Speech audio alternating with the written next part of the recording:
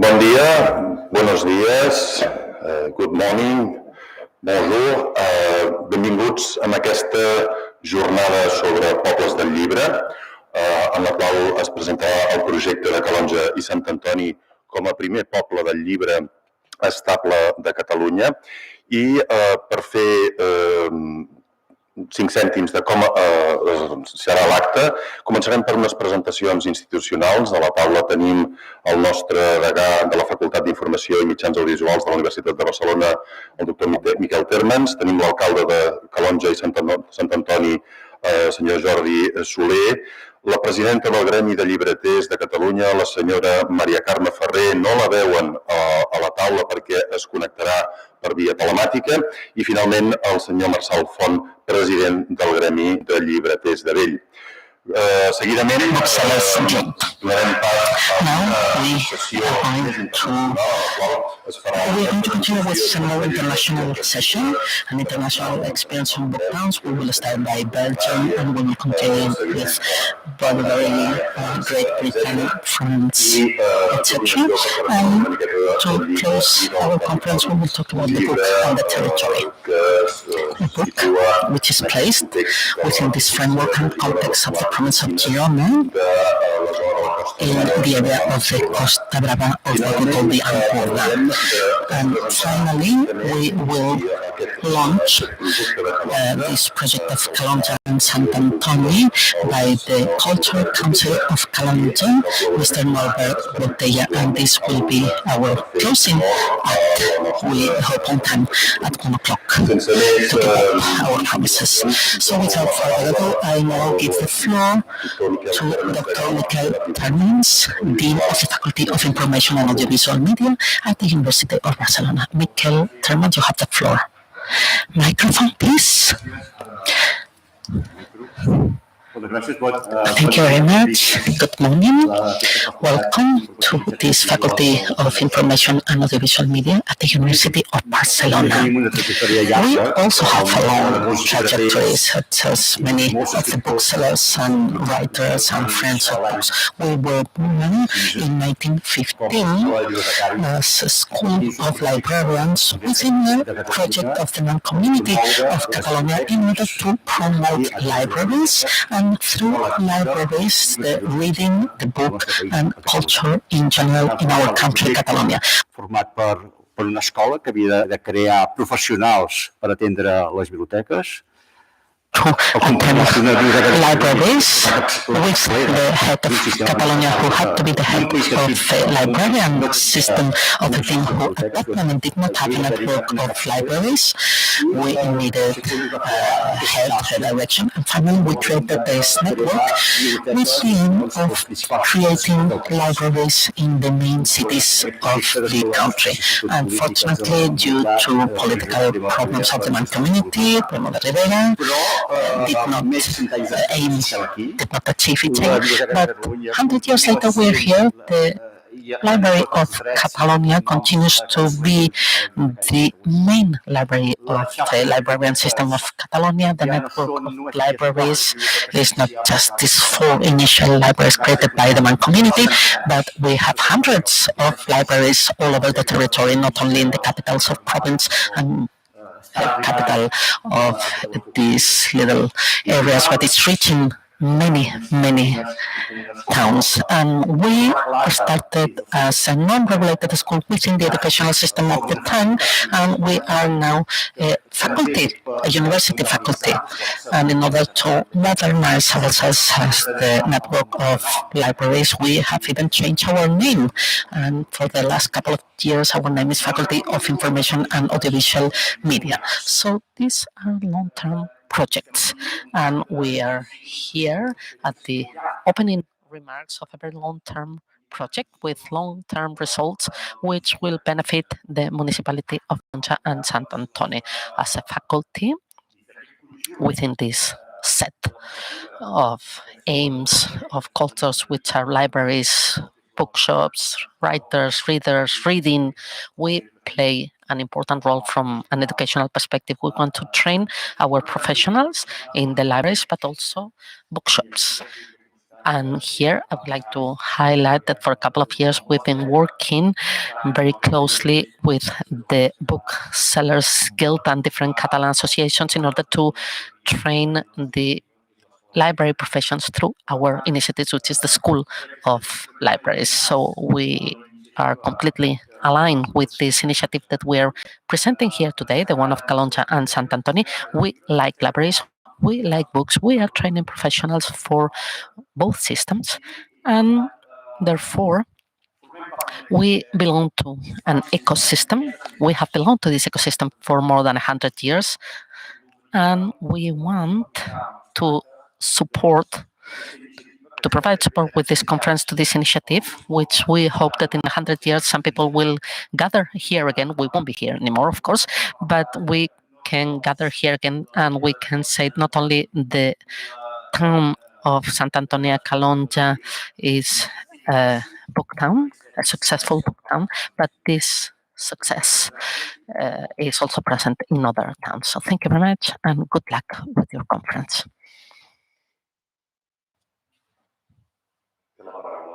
Now has the floor Mayor of Calonja and Sant Antoni, Mr. Jordi Soler. Okay, dear Dean of the Faculty of Information and Audiovisual Media, President of the Booksellers Guild, Mrs. President of the Catalan Booksellers Guild, and dear friends who are listening to us and watching us online, welcome all of you, and thank you for your presence here among us. The village I have the honor to preside, is the municipality of Baix Empordà, Calonja and Sant Antoni, which is 100 kilometers away from Barcelona, next to the sea, and 80 kilometers from the French border. Our municipality has its roots in Iberian villages, Roman villages with long and dense history. And of course, right now we are in the middle of what we call the Costa Brava Center. Our municipality is touristic, 11,500 inhabitants, which is multiplied by 10 during the peak season in the summer. We have always been a village interested in other cultural systems, music, art, literature. And today, right now, at a moment where it seems that it's more difficult to launch new projects, we venture ourselves to promote Calonja Book Town, which is a book town, literally village, and we are very happy to present it to you, and we are very hopeful, and we also look forward to investing in this project and to look for resources so different entrepreneurs, young ones, your students maybe can come to Calonja and Sant Antoni to initiate its working life there. We're also searching for creating a pool of libraries, not to compete among themselves, but to complement each other, and which will try to raise the cultural level of that area. Our last libraries has disappeared in Palamós and Palafrugell, and therefore we want to not to discover or to explore, but yes, we are prepared and ready for success for those of us who look for success. We have seen after the pandemic we've been through that the culture of bookshops and booksellers have renowned itself, and now more than ever it seems that taking a book again in our hands, reading again, studying again is more present than ever. As I have said before, we will invest not only from an economic perspective, because due to the pandemic, we have to take into account whatever has to be taken into account. We're more than willing to do it, but we are also looking for some sites so the businessmen and booksellers, book dealers who want to come can already have some help towards success. We are basically concentrated in the center of Calonja, historical center, with a castle, first the stones from the 10th, 11th century, but also to the most touristic area, which is Sant Antoni. Therefore, I would like to invite all the people who want to find an ideal place to live, just 1 hour away from the needs they can have, which have enough living standards, an exceptional living standard. Please dare to be bold and try to find a moment to visit us, to take a look at what we have, to see that you can set up your company, your bookshop there, and realize the future potential of our municipality, which is exceptional.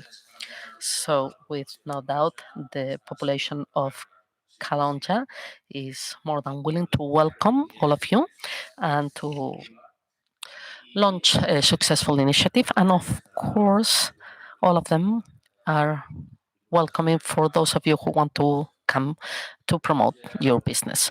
Calonja, Booktown, as the Dean has said already, we hope that in 100 years not only would have had an important trajectory, but will be an example to other towns and villages of Catalonia, so it can be organized as a network. And therefore, what we want, what we wish is, first of all, that people come to see us, get to know us.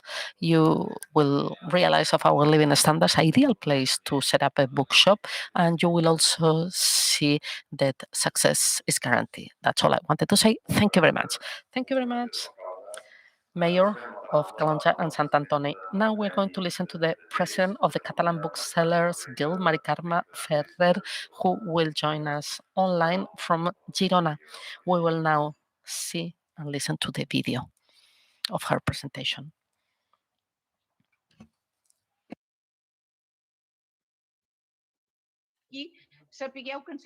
Thank you very much. I'm very sorry not to be able to be present with all of you, and I will follow the presentations online because I think it's a very interesting project. Dean, Mayor, President of the Guild, and everybody who is contributing to the success of the School of Librarians, especially all of you who are present here every day, and Abdeu, who is always with us, Luis, and also our technical secretary, Maria Marin, who is always willing to help us, and Antoni Daura, which is one of the persons who contribute to this project.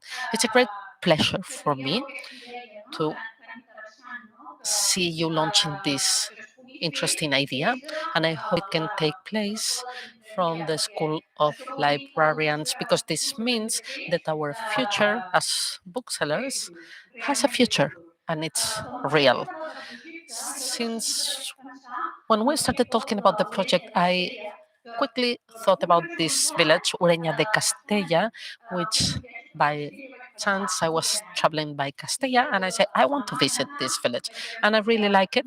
I realized there were old books, new books, bookshops, and I really like it because there were 3 Catalan booksellers. So Catalan people are present in many projects, and it was a beautiful environment, and that made me think that Calonja is also a very beautiful village next to the sea, and the village in itself is beautiful. We have the sea, the mountains nearby, so many people could come, not only tourists who are spending the summer in Costa Brava, but maybe could be a cultural tourism. And this is why I think that this project can have a very solid future. On the other hand, we have realized during the pandemic and the lockdown how the reading habits have improved, and also buying books in our next bookshop,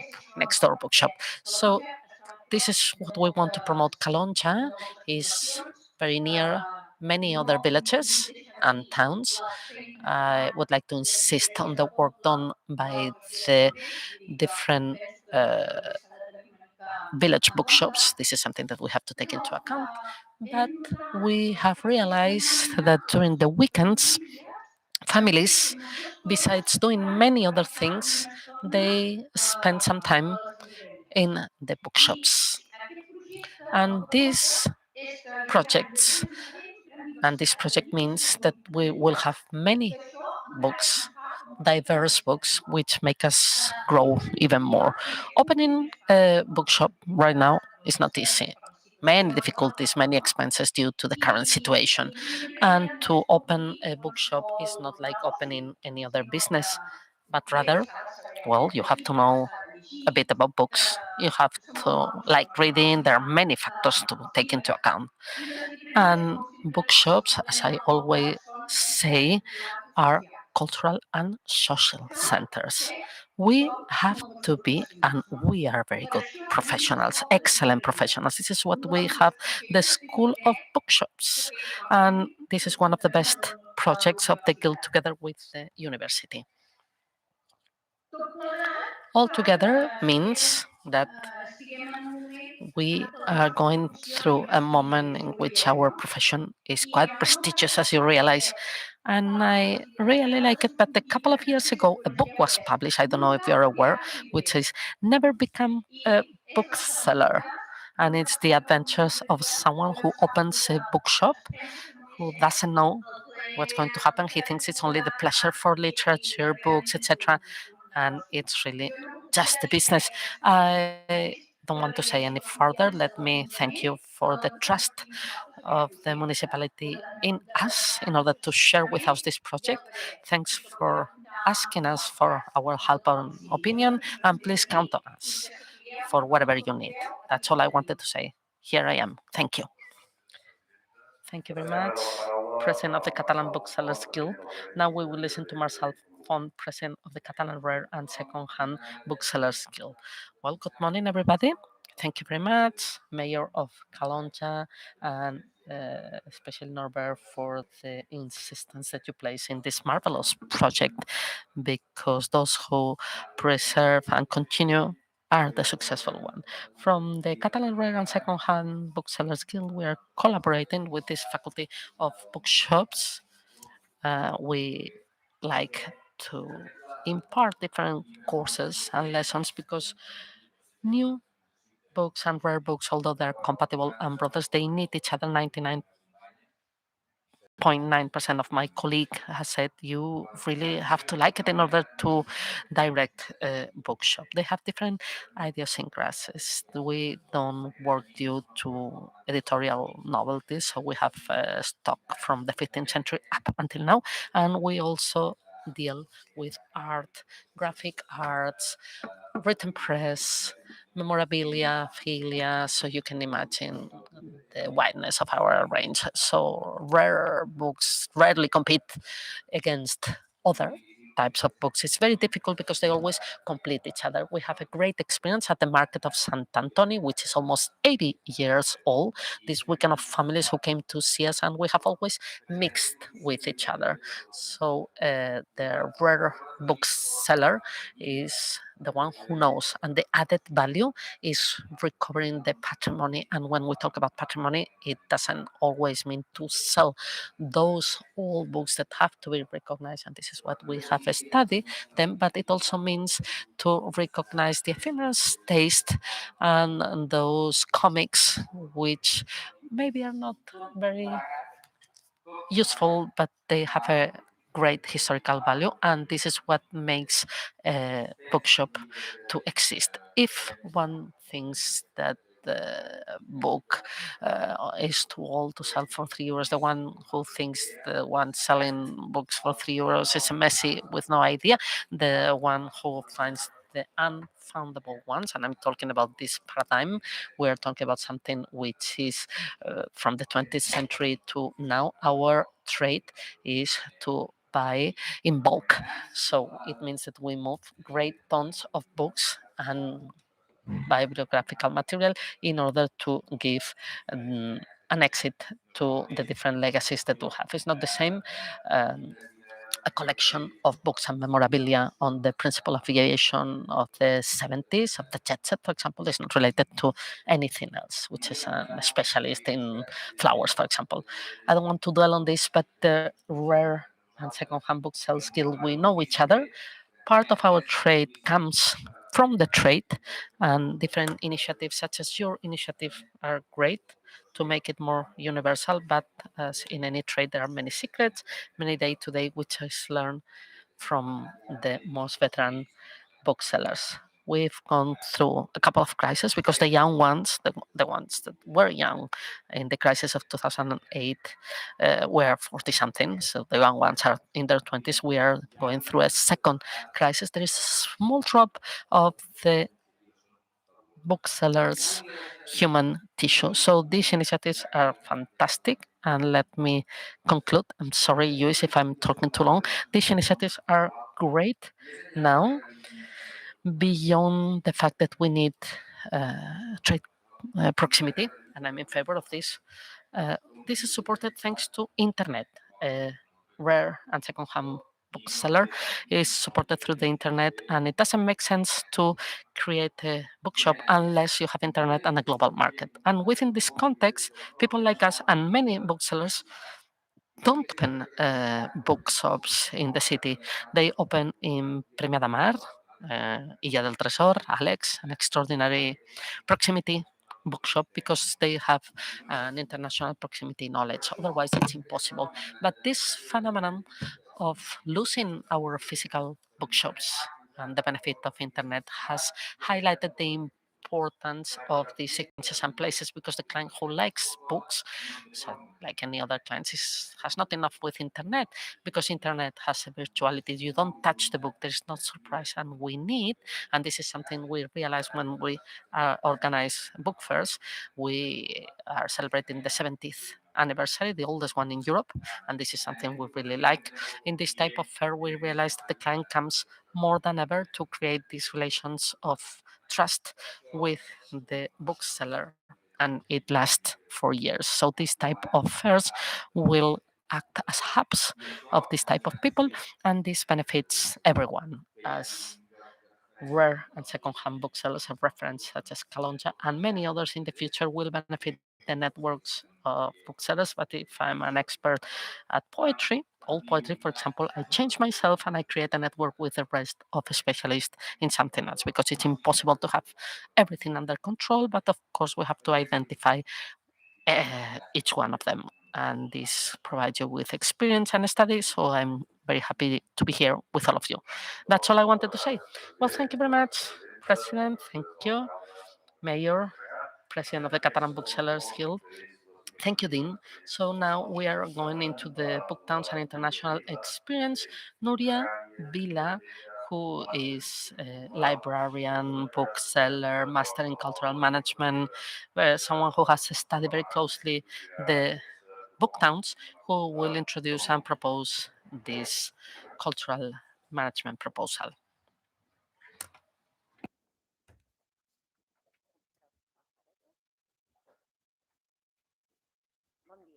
Good morning. So after the presentation made by Luis, I'm under a lot of pressure, but let me tell you, as you can see in the title of the presentation, I would like to give you some basic data on the book towns or book villages. So I'm going to use both terms, book towns and book villages, because we don't really know which one to choose. So I would like to explain you about cultural tourism, and I will relate these book towns or villages and cultural tourism. People who are intervening today will provide you some specific examples on each one of these book towns that they're going to speak about. Let me start by telling you that all over the world there are places who are well known by their book towns. Probably the most renowned one is Hanway, because it was the first one and it was created in 1961, so 60 years ago, and the promoter was someone very particular. At that moment, he carried out some marketing actions, very important ones. Many of these book towns were created in order to reactivate the territory and its economy, even in some cases to stop the decreasing of population caused by the stoppage of industrial activity. In some of these places have created a consortium called IOB, which started its activity in 1998. One of the founders was Richard Booth, who is the promoter of HIDE. The joining this consortium is not compulsory. or indispensable to become a book town, but we understand that when we speak about the book town, we have to know what we are talking about, and this is why the IOB gives us a definition, which is the following. What is a book town? It's a small rural town or village in which second-hand and antiquarian bookshops are concentrated. Most book towns have developed in villages of historic interest or of scenic beauty. Having said that, a literary festival of a weekend or 3 days is not a book town.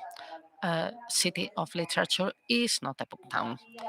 Turning our living room with bookshelves and fill it with second-hand books is not a bookshop, or sharing 3 of them is not a book town. We can discuss whether the definition of the IOB can be modified or enlarged, but this is the one we have. The members of the IOB share this definition in its project, which doesn't mean that the rest of book towns which are not members don't do it. Most of the book towns have common characteristics, such as, besides second-hand bookshops or rare bookshops, the reactivation of houses with sustainable development. A center, which is the vertebral axis of the project, by developing activities in which different bookshops and artisans of the village take place. In the case of Montoli,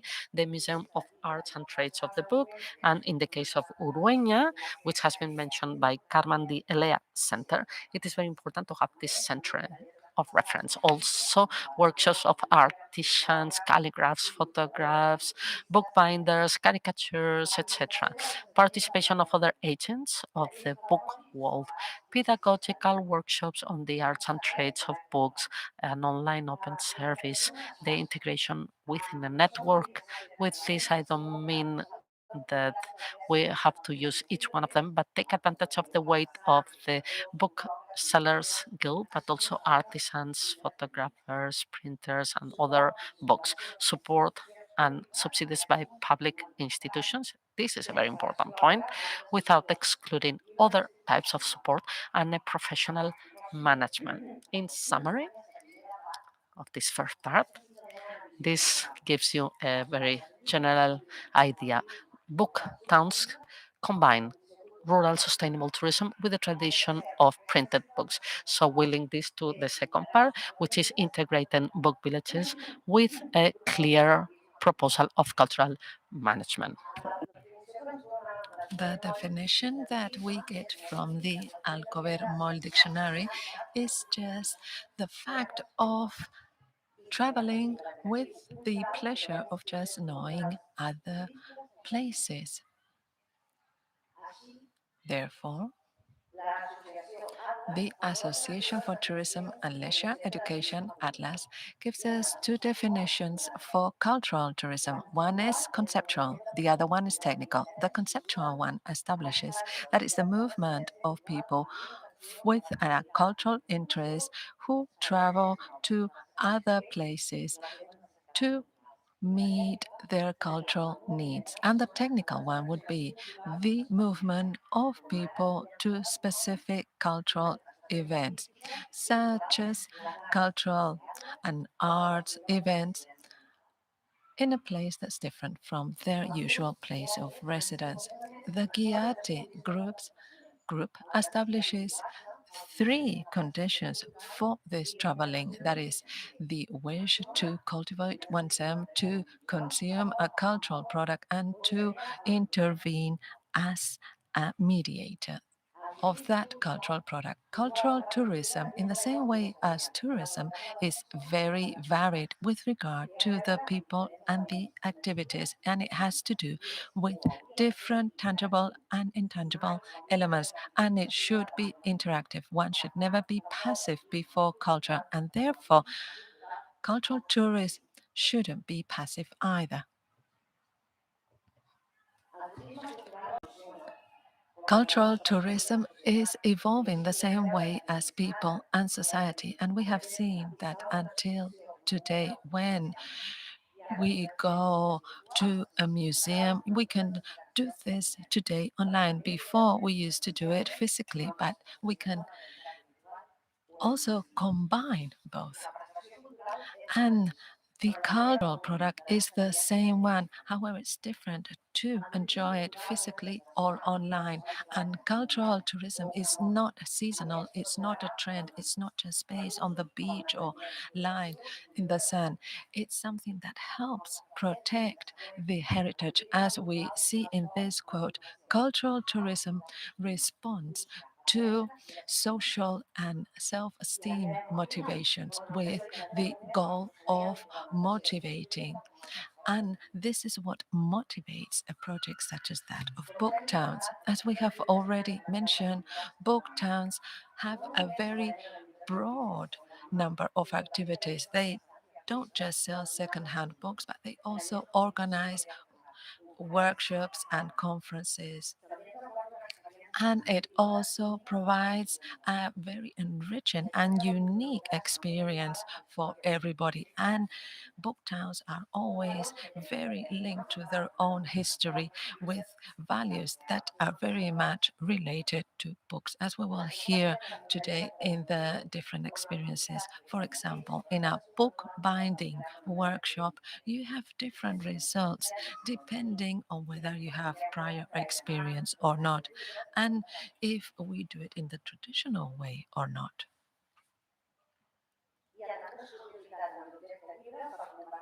Books become the main pillar of all these projects for the management of this tourism, cultural tourism. And the bookstores are ready to embrace new functions and tasks. And by way of summary, I would just like to say that we shouldn't think wrongly that just by having a beautiful landscape and beautiful bookstores, you can become a book town. The goal is to have a project that helps with the economy of the town. And I would like to say that book towns are a way of understanding cultural management where we combine rural tourism and cultural tourism. And I have a question. Can books and bookstores and related activities become a tourist incentive? I think so. And here we have the literature on which my speech was based. Thank you.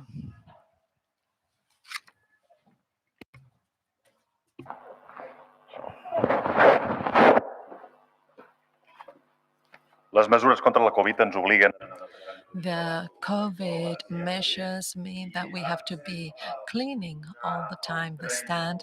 And now we're going to get on a train or on a plane or on a boat to go and travel through Europe, the Europe made up of book towns. And in this case, I would like to thank everybody who has participated and who has helped us with this presentation, because we have asked them to explain their projects, their stories, and to give us some tips for our friends in Calonja. We have librarians and booksellers that work with the alphabet, who organize everything in alphabetical order. And that's why we start with Belgium, with the town of Rudi, with Johan Flander. And of course, it's going to be surprising because he's going to be talking from Nairobi. Here we go with the first presentation. My name is Johan de Vlander. I'm talking to you from Nairobi in Kenya, but actually I should be talking to you about the experiences we have with our book town in Belgium, in the rural areas in Francophone Belgium, which is called Rudi.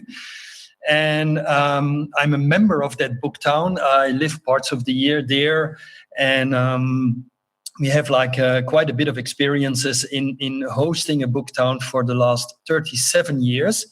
which means that I have to take you back a little bit into the history of the book town, the history that dates back long before I was there and I participated in it. What is probably of interest to all of you is how we managed to set up a book town, which was actually the second book town in Europe that was created just after the one in Wales, in Hay-on-Wye, which you've probably heard of. And it actually happened a little bit by accident when one of the inhabitants of a little village called Redu, which is a village of only 300 people, by the way, came in contact with a British guy that was sending over a truck to an old castle in our neighborhood to pick up the whole library of that castle and ship it to England, to Hay-on-Wye, to be able to resell all these old books over there. So that, of course, created some curiosity to figure out how is it possible that people from England are coming to take all our old books from castles and try to sell them into a book town in England.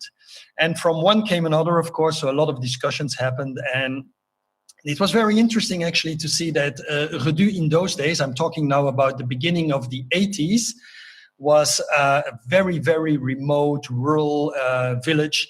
Like I just said, 300 inhabitants, completely surrounded by the woods of the Ardennes forest in Belgium, and was undergoing the transformation that a lot of these rural villages had. Like young people were going out, there were no jobs for young people. And so they were actually, it was slowly turning into like a sort of a ghost town or a ghost village.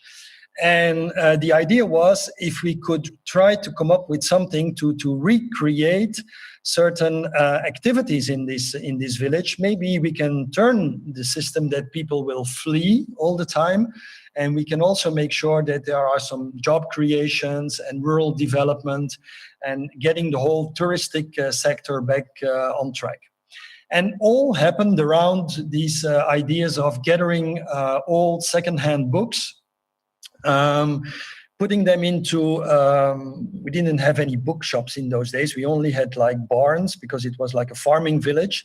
Putting all these books into barns and gathering together with the local authorities. The local mayor was very much involved in the initiative, but also a radio journalist from the national radio that actually managed to create a little bit of fuss and promotion around the idea of the book town. And therefore, they managed to put it on the agenda, like a small little village of 300 persons turned into a national, well-known organization where you could find thousands and thousands and thousands of books, and where people would move from all over Belgium during the weekend, not only to have some peaceful days in the rural areas and in the woods, but also to attracted by, of course, the research of books and bookshops. That happened gradually, slowly over time, the first years, but it was pretty soon turning into a big success story. I mean, it started with 3-4 little bookshops. And after a few years, it grew into like around 35 bookshops in a small town of, like I said, a few hundred inhabitants. And it created a national image in Belgium. If you go into the francophone part of Belgium and you ask somebody if he knows Redu, they will all say, "Oh oui, c'est le village du livre. Oh yes, it's the little town where you have all these bookshops." Now, it's an ongoing story for like more than 35 years already. It's a story that had some ups and downs, of course. It's a story that has not only being centered around the development of the bookshops, but also, and this is the advantage of having this attraction of secondhand bookshops, it created actually a pool for local and rural development. Because since the days that the bookshops opened and that lots of people, thousands of people came every weekend to visit the bookshops, I mean, there was infrastructural need to host all these people. There was need for small hotels, bed and breakfasts that opened. There was obviously the need also for restaurants, for bars. And so if you look at Redu now, after all these years, it really has turned into a local rural pool, which is extremely important for local and rural tourism, and where approximately 200,000 people pass by every year, most of them interested in the bookshops, but not all. Also some other, they are coming for more local and rural touristic development reasons. And in the meantime, while they're there, obviously they also visit the different bookshops we have. Throughout the years, the book town of Redu developed like numerous of side activities, going from obviously book presentations, readings, inviting authors to present their books. We do regularly book festivals. We do activities, more festive activities like festivals with music. We do an event every year which is called the Night of the Book, where all the bookshops are open for 24 hours. People can come and purchase books during the whole night.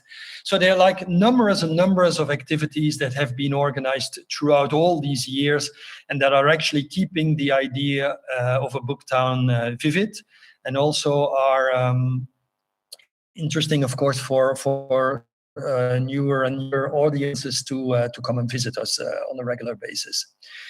I know I have 10 minutes, so I don't know how much I spend already, but one of the things that might be important for all of you there to discuss, I understood that you're having a conference around the idea of book towns in Spain, is that what are actually the challenges we are confronted with? Because obviously, as you all know, there's a change in reading behavior with newer and younger generations that are coming up. Less and less younger people read, of course. I mean, less and less books are being sold to younger people. So that is obviously also something which is very much of importance to take into account when you're thinking of organizing a book town.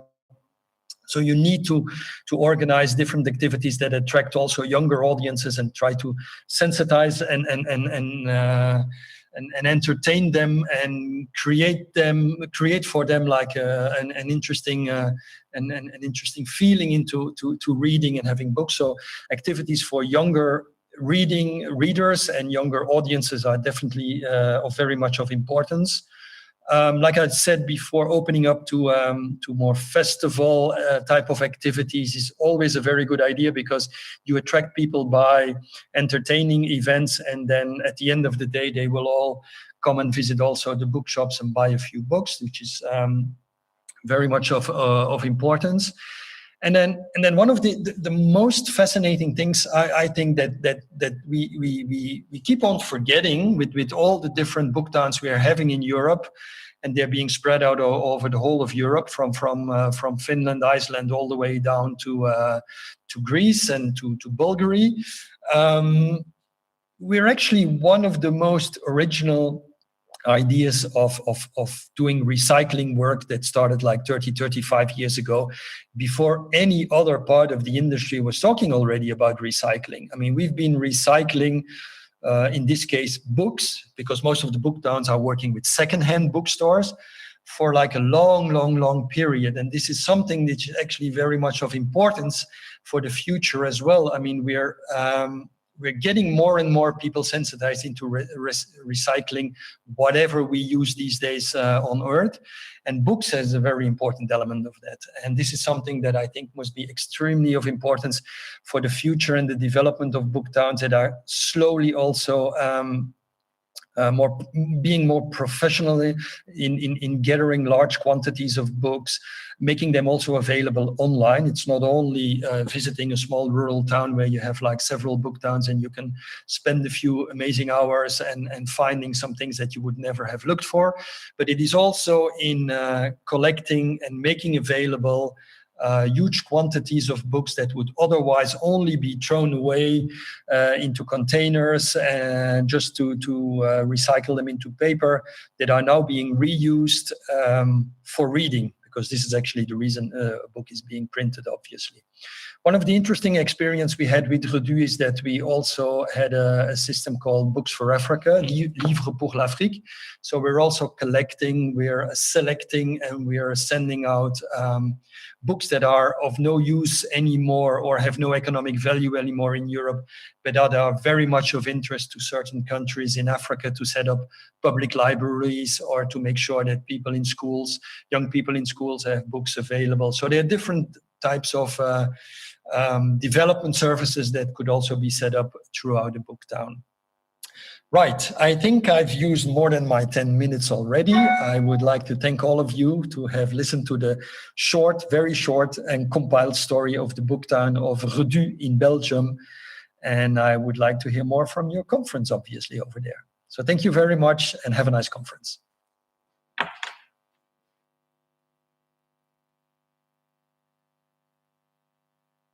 Livre pour l'Afrique parce que c'est. Thank you very much, Johan, for your participation. And now we are going from the Ardennes to the west of Bulgaria, near Sofia, where we have our colleagues from Chelopech, the organization that will present us a virtual visit to Chelopech and their initiative of Booktown.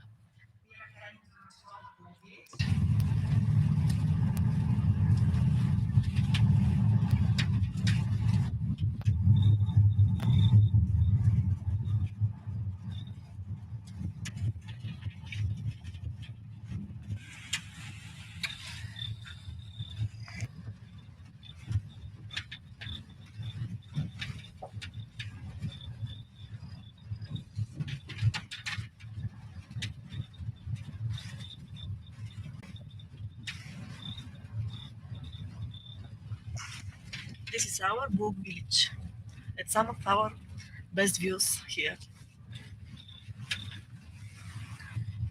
The village of Baba Ilica. And our bookshop is for bookshop. The first setup bookshop in the village of Chelopech.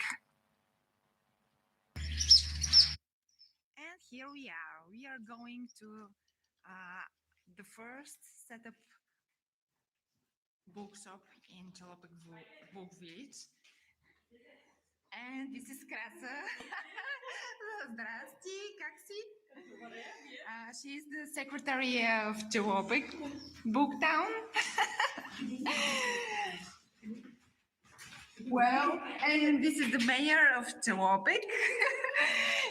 He is very hardworking, Mr.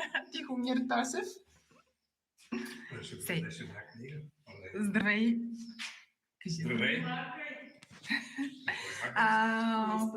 Later on, we will meet you with him in his office. So, this is our книжарничка Извор, село Chelopech. Hi. And this is Първолета Николова, Leti, the chairperson of our non-profit organization, Knigini Organization. This is our tiny bookshop with lots of antiquarian and second-hand books. And this is the first bookstore in Chelopech Book Village, set up 2018. Most of the books here are donated, and we are receiving donations almost every week. Here is Leti. Hi, this is the last donation. You can see some of the books. In Bulgarian, but yes, we have books in several languages, among which Hebrew, Spanish, Italian, German, English, Russian, and so on.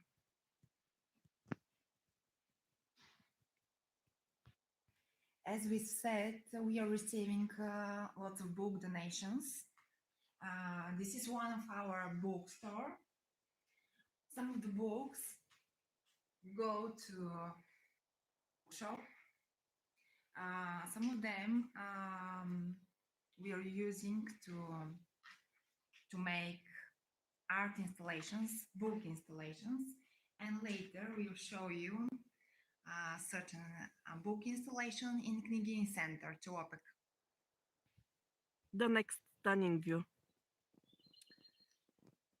We picked up Chopek for the first Bulgarian book village, one of the most beautiful villages in Bulgaria, from municipality of Vraca, to show our natural landscape and cultural heritage and rich cultural heritage. This is the closed kindergarten since 2011, which currently is our Knygini Center in Chopek.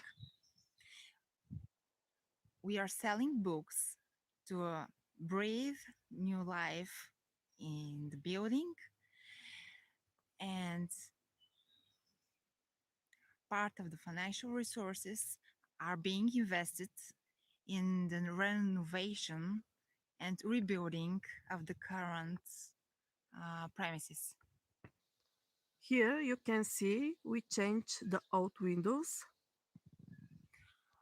Owing to sponsorships, sponsorship of a local company.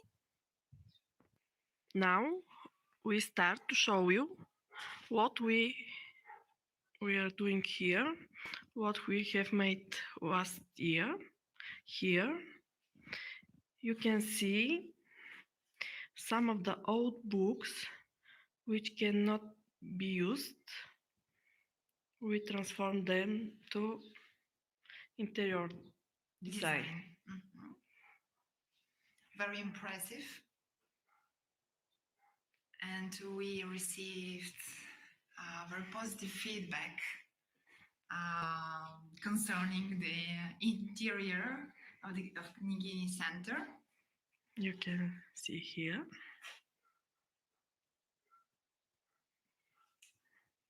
Colorful umbrellas as art installation.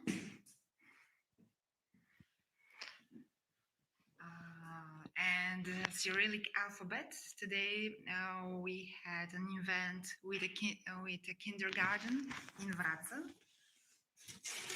You can see some of the alphabet. Our alphabet, Bulgarian alphabet. Ch, J, A, B, V, G, D, E, Z, Z. Some books. I'm not sure you can see the other stunning view. Yeah. So, as you see, the building is very big. We've made lots of improvements with the sold books, with the financial resources of the books sold from Israel Bookshop, which we've mentioned previously and show you. this is one of the rooms here. This is the main room. You see, when you come to Chopek Book Village, we will invite you here in this room. And you can see also the view.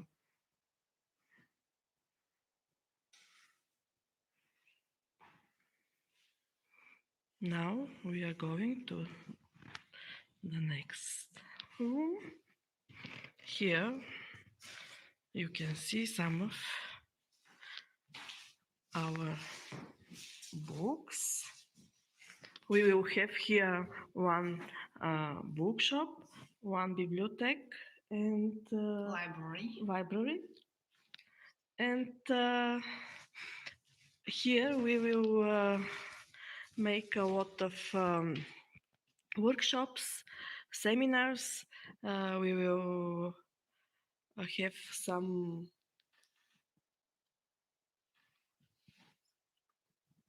exhibitions. yeah. Here is the last one of, well, the previous. You saw the last book donation. This is The biggest one. The biggest one. 62 sacks with books and 44 or 5 Yes. cardboard boxes full of books. Yes, a lot of books. So you can see here. Another design. Yes. With the wardrobes. And you can see inside with books. Thematically divided books in each wardrobe. Here is Yes. children's and teenagers. And Here into nature room. Hi. And Our surprise. this one, the biggest one, and we are proud with this installation. It was difficult, but we made it. So when you came here to our Knigini organization and here in Chewapek Book Village, you can make photos with this installation. So another view. So we can see some of the books we sold. With the money, we renovate here the building. Some of the books we use interior design, and some of the books we use to make installations. This is for us.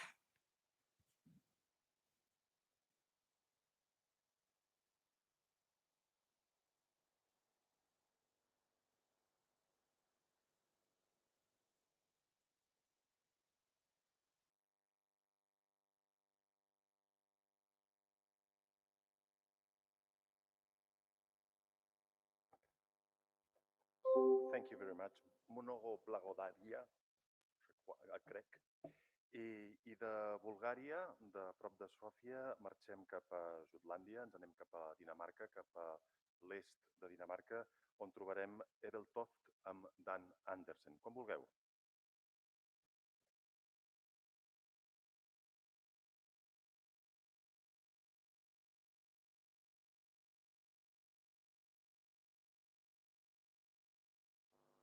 Hello, my name is Dan Andersen, and I'm from Denmark. I'm representing the book town of Ebeltoft, the town where I'm living.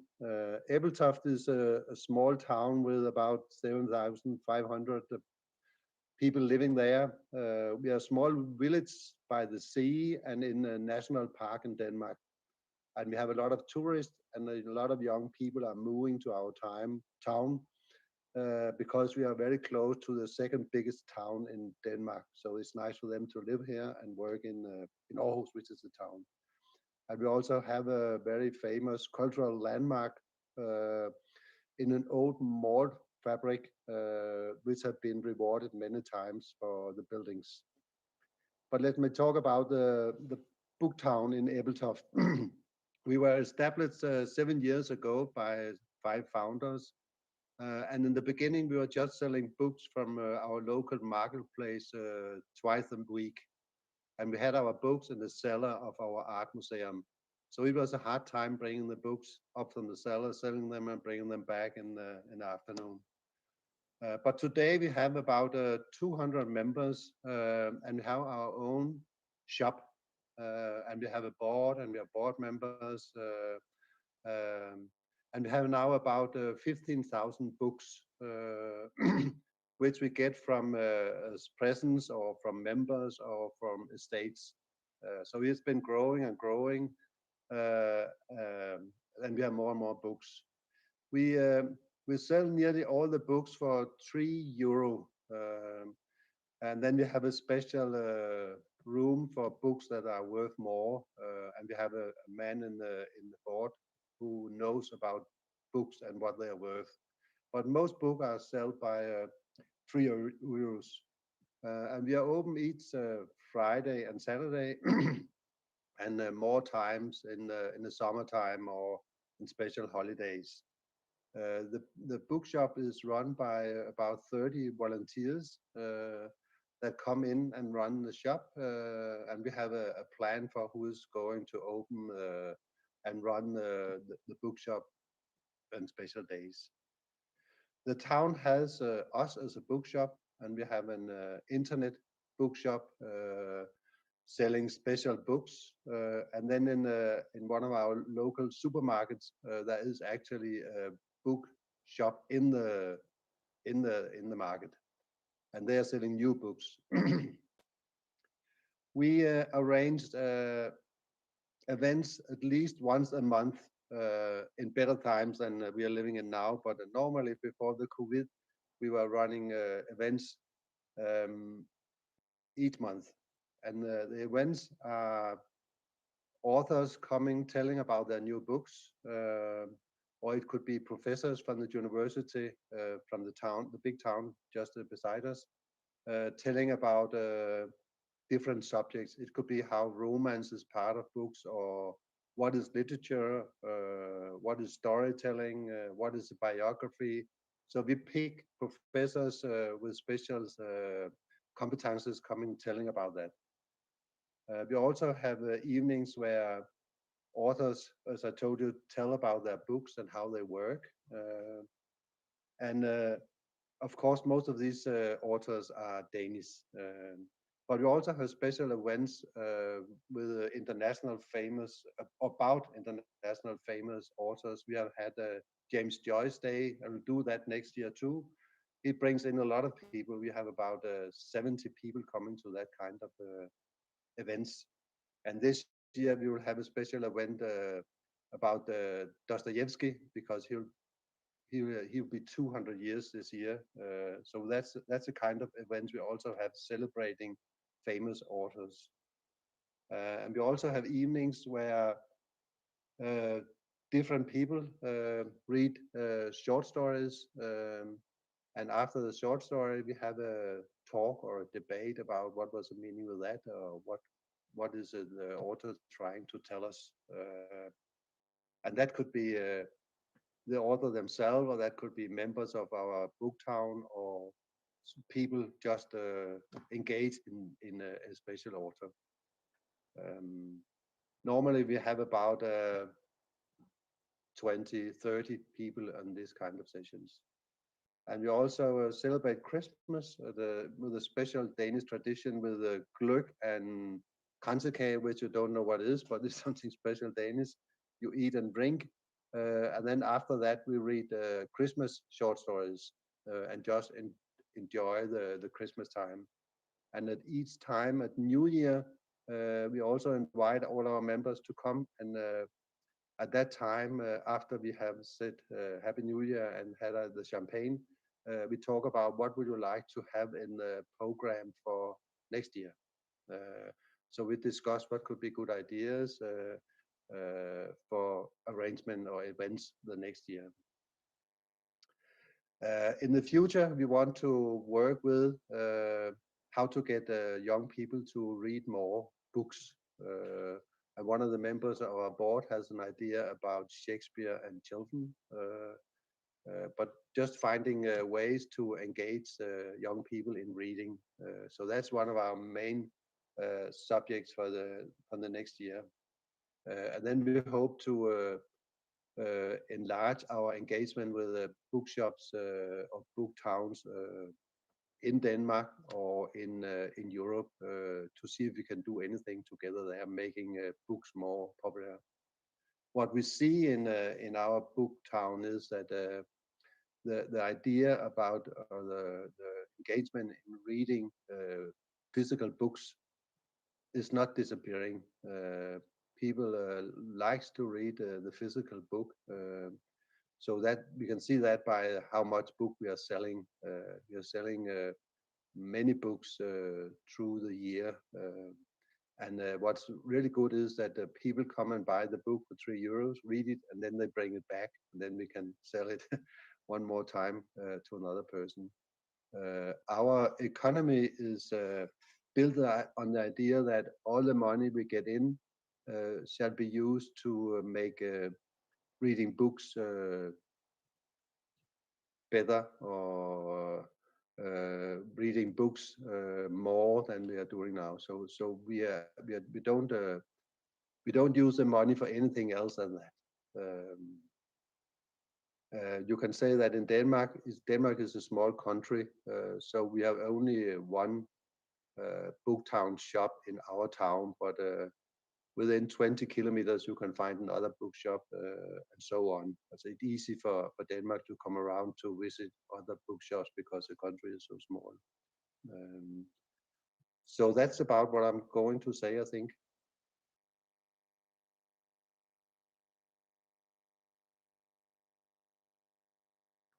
Mange tak, Dan Andersen. I continuem amb Dinamarca i de la... With Denmark, and from the continent Jutlandi, we go to the biggest islands where we find Torup, which is another book town where Peter Plant is going to tell us about their experience. Peter Plant, please go. This is Peter Plant from Torup Booktown speaking, and hello to everyone at the conference. I'm the chairman of a small book town which has been in existence for 15 years in a very, very small remote village in the northern part of Denmark. We had 356 inhabitants, and we have 6 small bookstalls. The main one is in the railway station. The train runs, but actually the building was empty, and we restored that 10 years ago. So that's our main quarter. The idea to actually have a book town came from Norway, but originally, of course, from Hay-on-Wye in England. And our ambition has been over the years to expand beyond the small bookstalls and also the train station book boutique that we have. That is still our ambition. We have attracted one publishing company, but my idea and my ambition could be to attract more publishers. That has been difficult for us, I think, because we're so small and remote. We've had several publishing companies visiting us, and they've decided that the big towns are what they want to see and where they want to be. But in terms of the cultural input, the small book town here, it was, by the way, chosen as one of the world's 10 best book towns by The Guardian, which is a British newspaper. But the cultural impact here goes way beyond the books. We have classes for writers, a course every year. We have 10 arrangements of different sorts over the years, every year. So that means after 15 years, we've had 150 different cultural events, mostly with authors, many from other Nordic countries as well, Denmark, Sweden, the Faroe Isles, Greenland, Norway. And we're, in fact, so much integrated in the local cultural life that we appear on the on the books of the municipality. So the politicians have actually seen us as an active player in the cultural life of our local municipality. So alongside with the public library and that whole system, we're in fact included as a cultural player, a component. The whole concept behind this is very simple. We're a bunch of volunteers, usually about 15, 20 volunteers. And it's all based on the idea that we actually get the books for free. So this is the business concept. You get the books for free and then you sell them. and people give us the books back, and then we sell them another time. So that is our basic income, which pays for the rent at the station and also for the cultural events. We see this as a rural development exercise. These initiatives put life into small remote communities. And as you know, many of these small communities have great difficulties in attracting young families, and perhaps it's a depopulation area. In our case, it's just the opposite. We're one of 3 warm zones, hotspots in Denmark, which means we're actually a village in growth. And we're just expanding the village just now with 100 new homes, which is quite a bit when you're 356 people. All this is based on local initiatives, and Torup Booktown is definitely one of them. It's one of the reasons why people say, oh, this is an interesting place. There are some, some people actually doing something here. It actually makes it interesting and fun to be here. We also develop, initiatives with the local school. They think this is a wonderful thing to have authors coming to visit the students at the school. So we're a very active player in the development of the village, not just in terms of books, but certainly in terms of rural development. So that goes way beyond the books. I thought perhaps with this brief introduction, you get an idea of what we are. We do have a website. It's not very good. and we're also interested in connections with other book towns over the whole world. In fact, we're members of the International Organization for Book Towns. And in fact, Torup Booktown is the first book town in Denmark. We've been a model village for the other book towns all over the country. Thank you very much.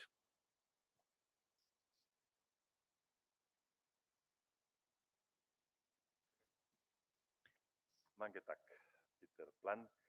I ara ens anem cap a prop de Carcassona per als que som d'aquí.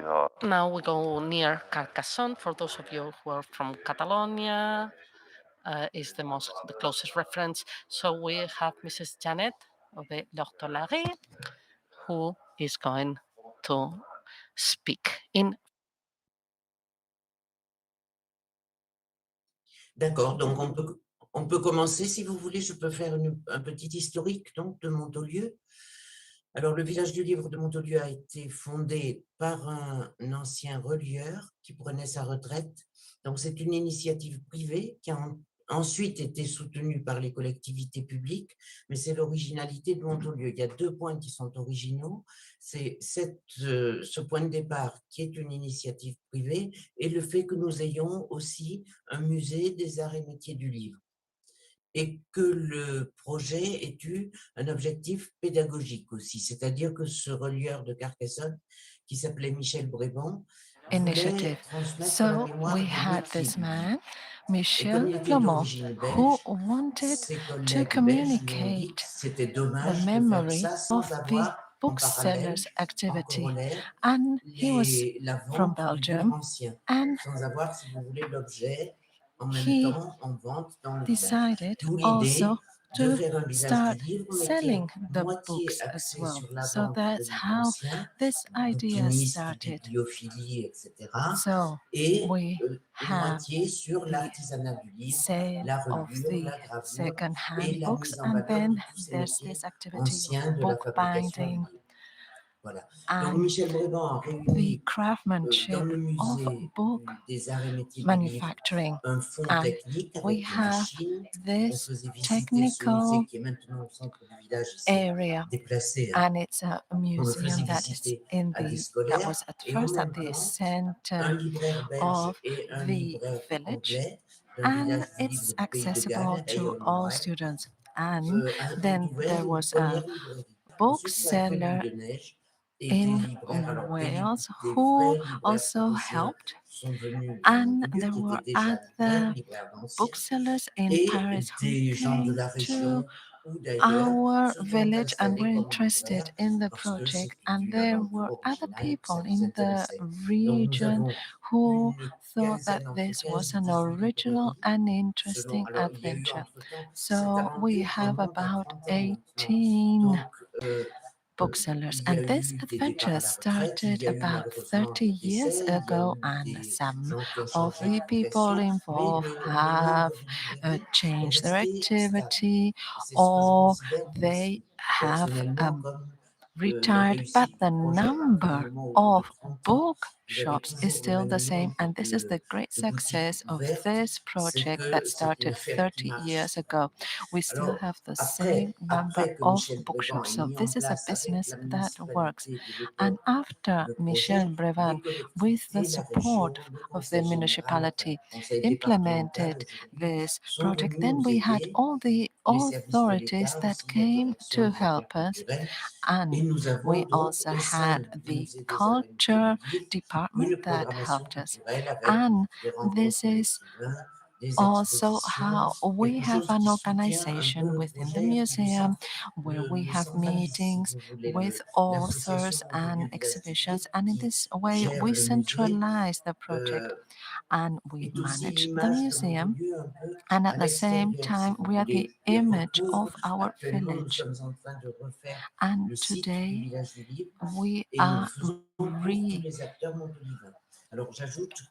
renovating this area, and I'd like to add that our book town had two phases. Firstly, the phase of just being a book town, but then 10-15 years later we decided to become a book town and an arts town. So we didn't just have book crafts and book arts artisans in the village, but also people from other arts. So we have this double vocation.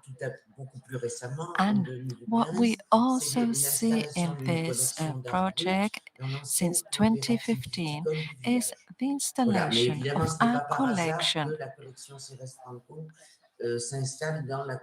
that allows us to lend books.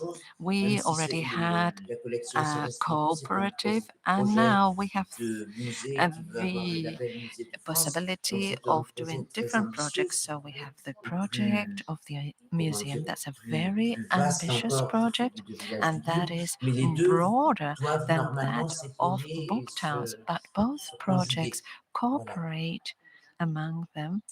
And this is everything I wanted to explain with regard to this story. And if you have any questions, I'll be very happy to answer them. Thank you very much. Thank you very much for your presentation. We go to the southeast of Sweden, where we find the little village of Borby in the southeast coast of Sweden. Gunnel.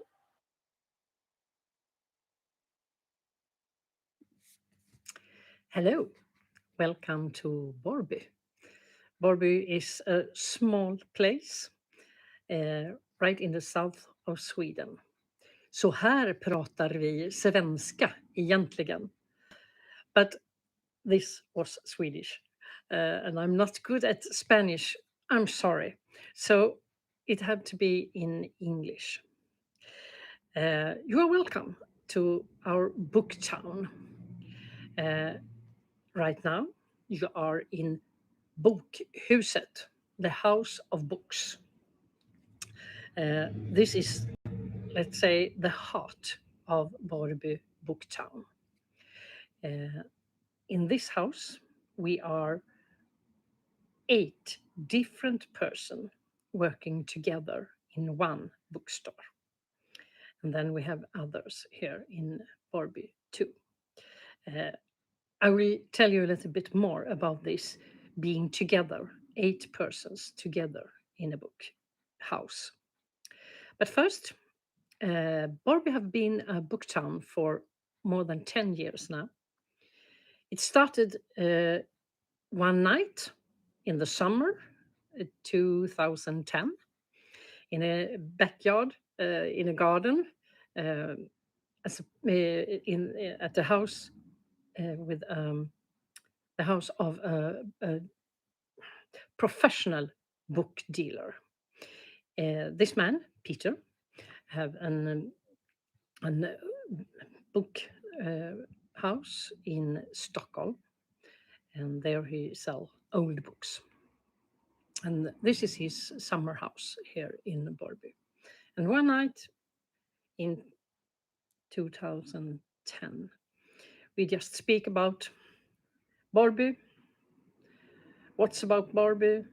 The old time in Borby, and what can Borby be in the future? And then suddenly he say, "Oh, I know. Let's make Borby a book town." At that time, I didn't know about book towns. I never heard about them. Sorry to say, but that's the truth. And when he say, "Let's do a book town of Borby," I don't know how you react in things you hear, but for me, I just know this was a good idea. Even though I don't know about book towns, I think this is a good idea. So I respond and say, "Yes, Peter, let's make Borby a book town. But tell me, what is a book town?" And then we started. Book town, a small place at the countryside with a great history, and also people who want to do something about books, who love books, read books, and are interested in let other persons also find literature. So we started, and next summer, the summer 2011, we started with some book houses here in Borby. Some of them just came for our start and was together with us in the beginning.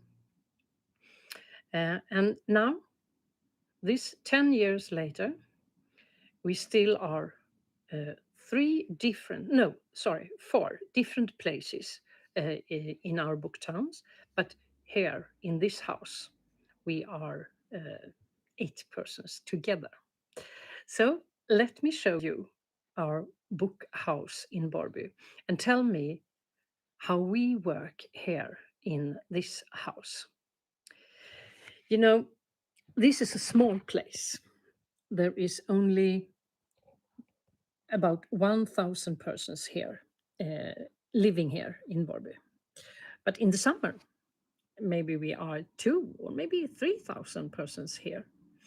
But all year, we have this big book house open 4 days a week: Tuesday, Friday, Saturday, and Sunday. So in this house, we sell books of all kinds. And you can understand, in a small town like this, not a town, a small place like this, there is not persons buying books, so we can, each of us in different bookshops, we can live on this.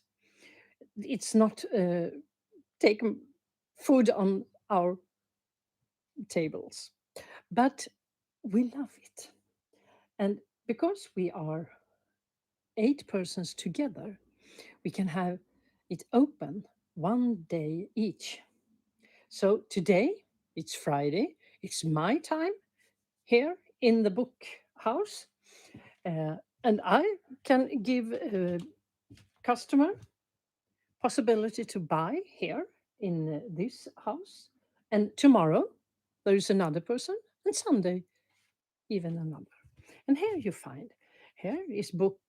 Maybe we can find something of a book of about Barcelona. I think we have some, and we have lots of different books here. Here you can find books about artists. You can find about photo, architecture.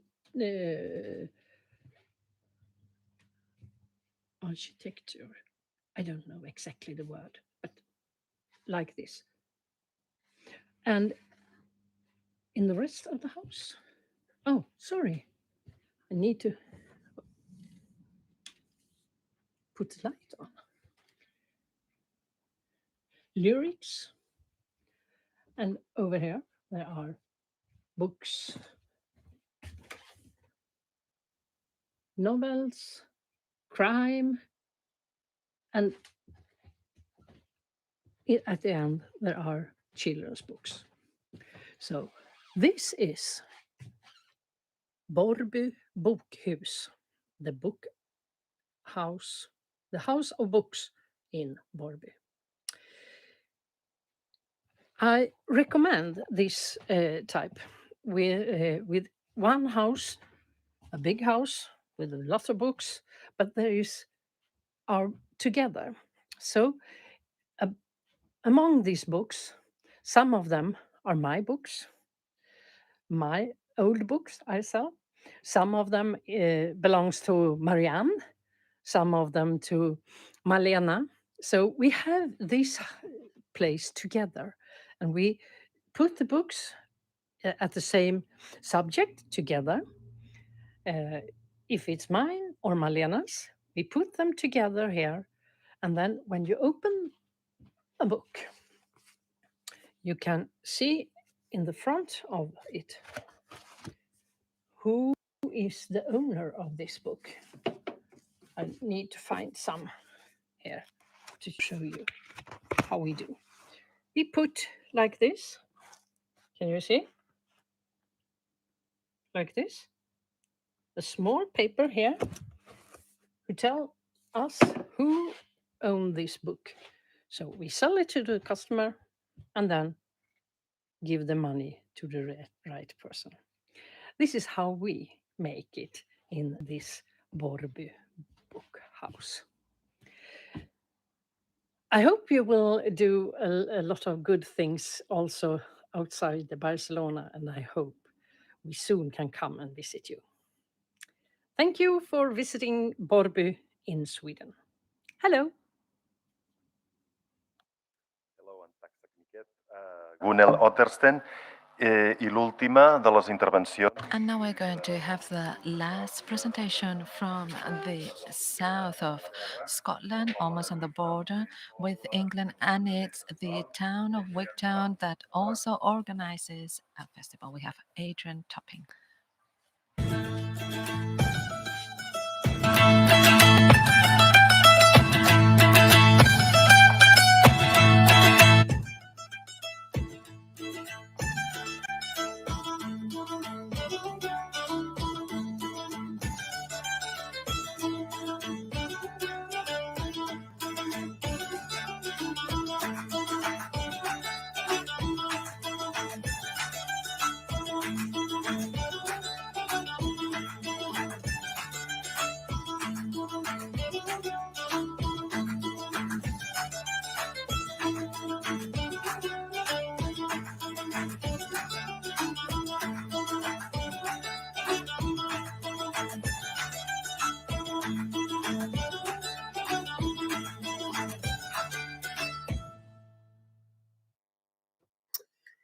Hello, welcome from Wigtown, Scotland's national book town. I hope that video gave you a little flavour of our home. My name's Adrian Turpin. I'm the director of the Wigtown Book Festival and also a board member of the International Organisation of Book Towns. And I hope that today's event will offer inspiration in your journey to create a new book town in Costa Brava. And I hope that Wigtown's story may give you at least some idea of the possibilities. If we can do it, then anybody can. So the first thing is Wigtown. Hopefully some of you will come here one day. Some of you will maybe have been already. We're in the southwest of Scotland. We're a rural town of 900 people. So in some ways just a village. And we really are on the edge of things. A little peninsula off the main road.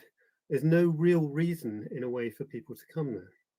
And I suppose I want to go back to the origins of us as a book town. How did we become a book town? Why did we become a book town? And it really starts from the question of need. More than 20 years ago, 30 years ago, Wigtown was in a very bad way. It had two main industries. It had a creamery where they made butter, and it had a distillery. And both of them shut down within a few years of each other, leaving hundreds of people out of work. And about that time, there was a competition to create a book town for Scotland.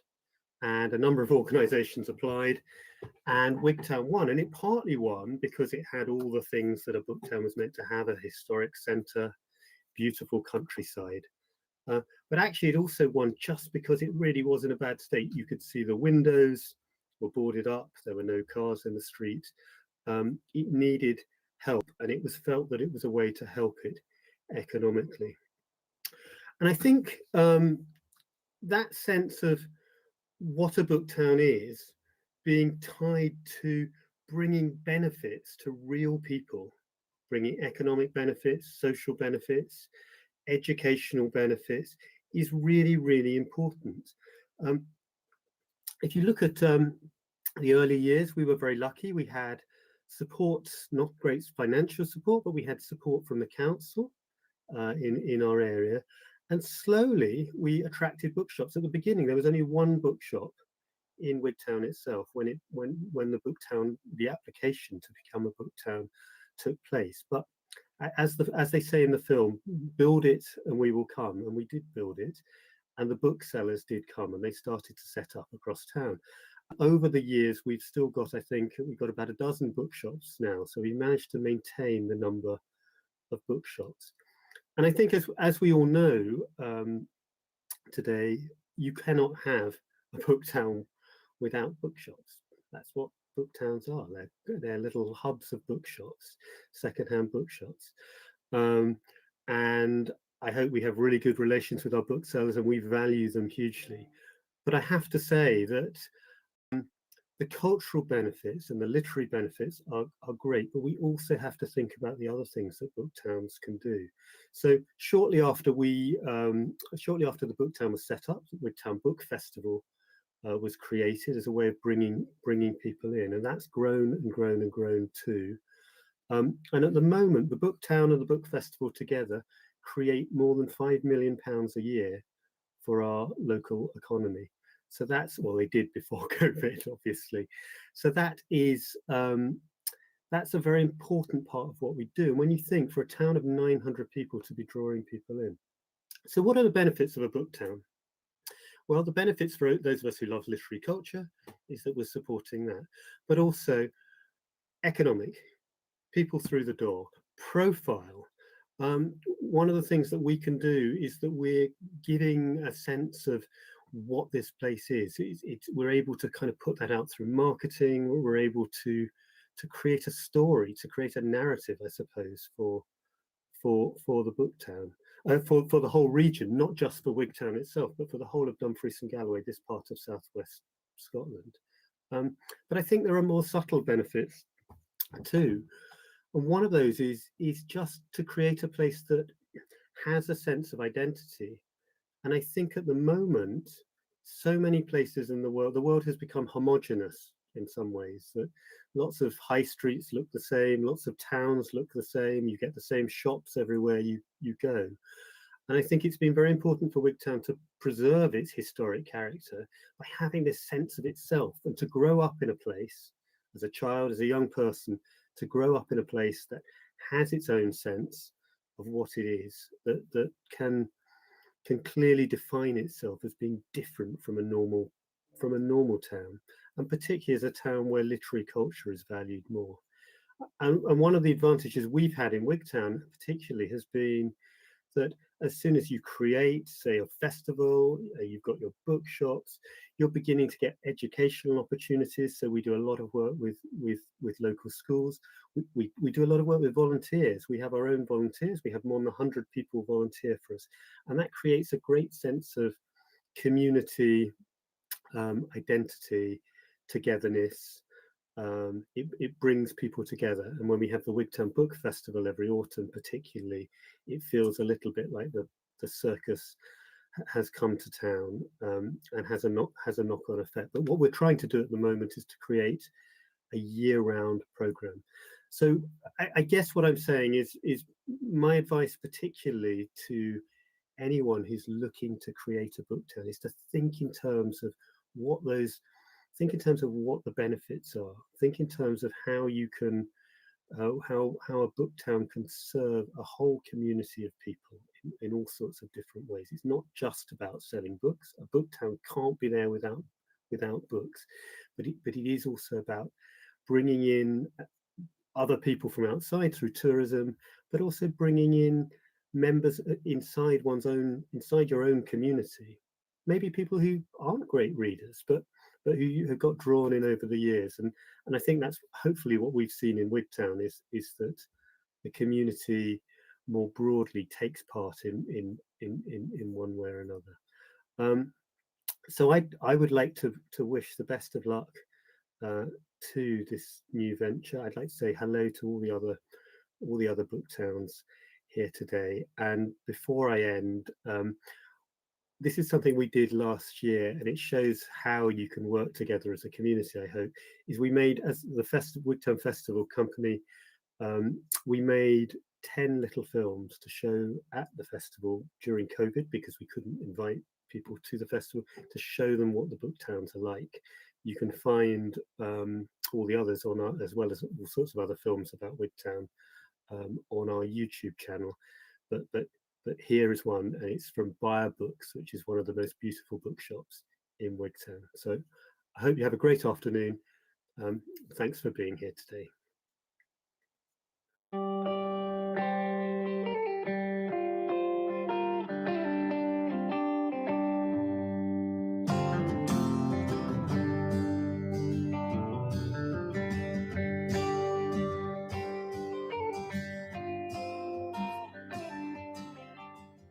I'm Laura Mustian, and this is Buyer Books. You'd find us down a pen by the market cross. You go through the trees, and then you come here.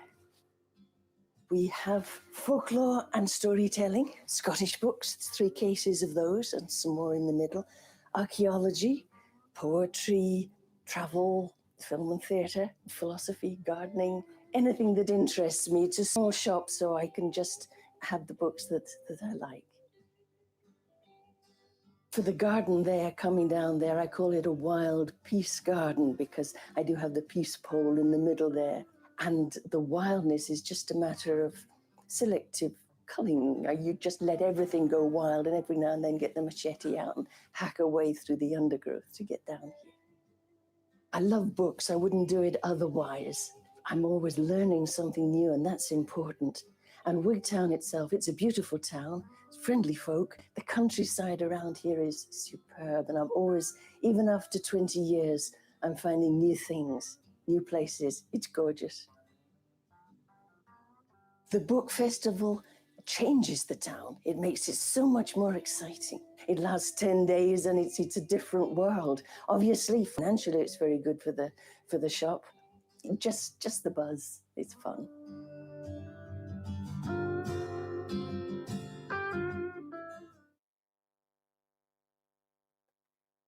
Thank you, Adrian, and thank you, Laura, for these beautiful images from the sunny Scotland. And now, last but not least, tenim el plaer de comptar... And last but not least, we'll have with us Jorge Carrion. I'm sure that many of you know him. Jorge Carrion is a writer and book critic, and he writes at the New York Times in the Spanish version, and El País and La Vanguardia newspapers, and he's a professor at the Pompeu Fabra University, and he is also a professor of the librarian faculty. Jorge is one of the most generous people I know in this world, and he proposed the following title for his presentation: A European Network That is a Necessary Network.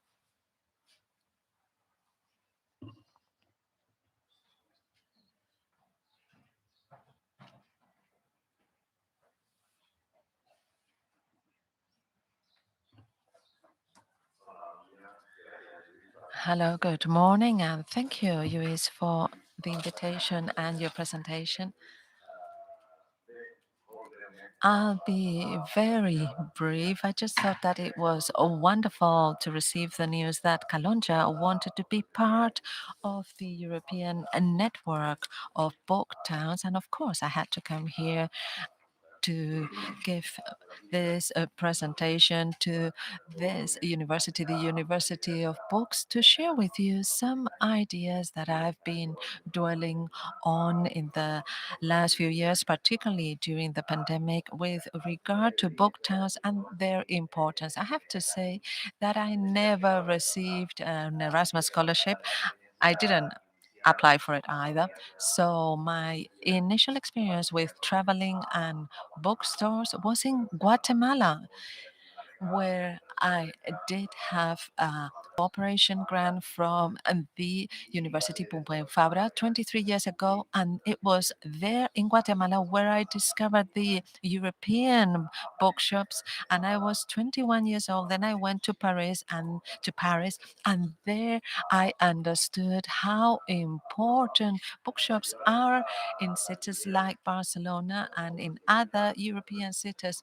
And I discovered 10 years ago book towns when I was invited to France, to Becherel.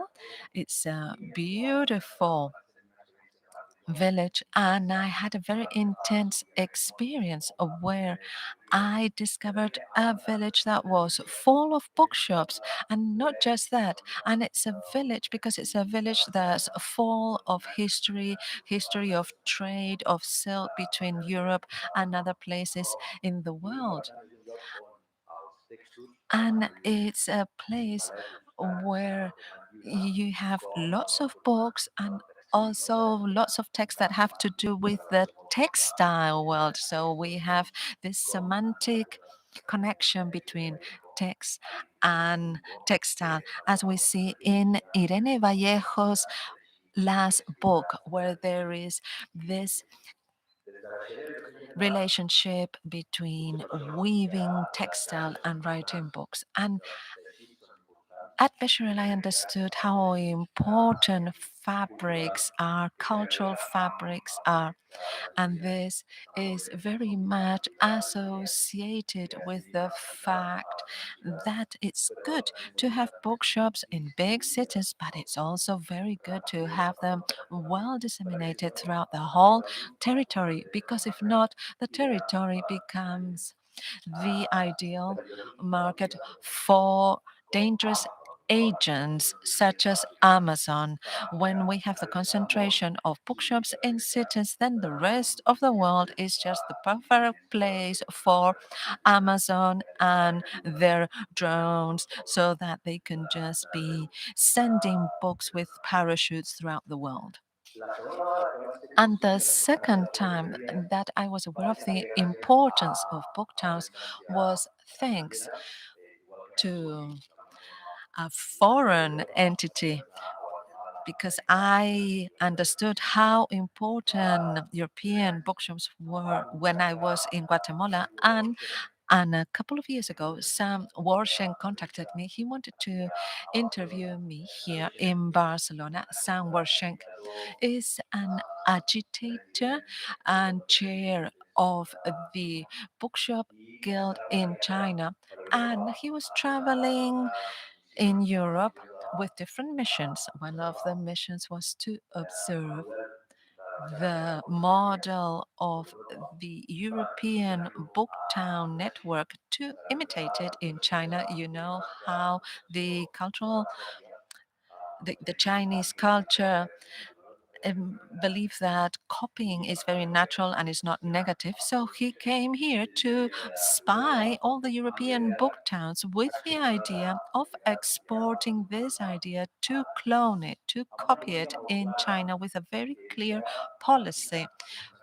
Because in China, 10 years ago, they started to print in more quality paper. They have started to work for the future of books, because libraries and bookshops in China are now one of the key pillars of the culture in China, and they are developing new libraries throughout the country, not just in the large cities. So the idea is that in 30 years' time, there'll be many second-hand books in China.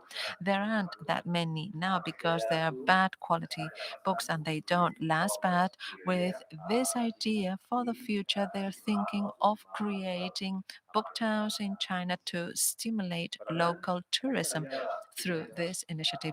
So it was this foreign perspective, this Chinese perspective, made me understand even better and support even more the European network of book towns. This is a heritage that is worth supporting and enriching. And how can this be done? Well, I think that Kalonja's idea is very good based on the resources available in 2021, because one of the unexpected consequences of the pandemic is that they have left the large cities to move to rural areas. So there's a new audience, reading audience, that will be looking for these bookshops. If they don't find any bookshops in their new place of residence, they will buy books in Amazon. So the idea is to offer bookshops to readers everywhere. And right now, we also see that there is a strong local tourism, proximity tourism with no traveling by plane. So it will also be very good for the local tourists that go to La Costa Brava to have access to this new cultural activity. I think that what is happening in Barcelona is a miracle because unexpectedly we've seen new bookshops opening up in the city and also throughout Catalonia and the rest of the country. And the other day at the 5L festival in Lisbon, I moderated a panel session with booksellers from Italy, France, Portugal, and Spain, and they all said that reading has increased in Europe and the selling of books has increased. Maybe this is temporary because the budget of homes that went to music festivals, to buying tickets for the theater, the cinema, or to travel is now spent on books, but it does give us hope because we are reinforcing this reading habit, and this means that we may have loyal readers if we have local bookshops that give us good tips as readers and give us a good emotional experience when we are in the midst of this pandemic, also a psychological pandemic. So books and booksellers are like a therapy and therapists that help us. And they are a reference not just culturally, but also emotionally. And it's for all these reasons that we are a model here in Europe for the rest of the world. And the pandemic has increased the levels of reading and the need for company. With the pandemic, there has been this movement towards books, and we have also this movement from city readers to rural readers, in the sense that we have the population of the city that has been moving to rural areas. And in Barcelona, we see how so many bookshops have opened up, high quality bookshops. And the fact that Calonja will join a solid network such as the one we've seen throughout all these examples and presentations that show this love for books.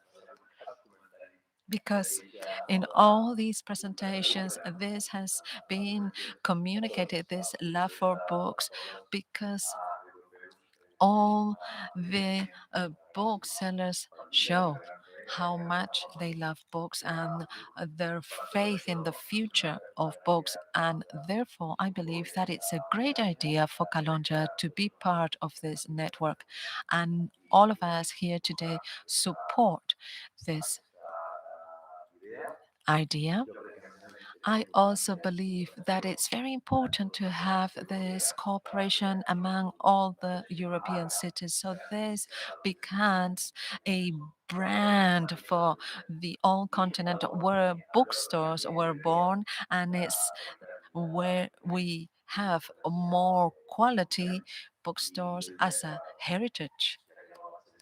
And as I didn't have an Erasmus grant when I was young, now I can travel all around the book towns in Europe. That will be my self grant, a grant for myself. And the idea of all these book towns also is to create new readers. In fact, that was the goal of the Erasmus program, to create new European readers. And that is why we support bookstores so strongly. Thank you.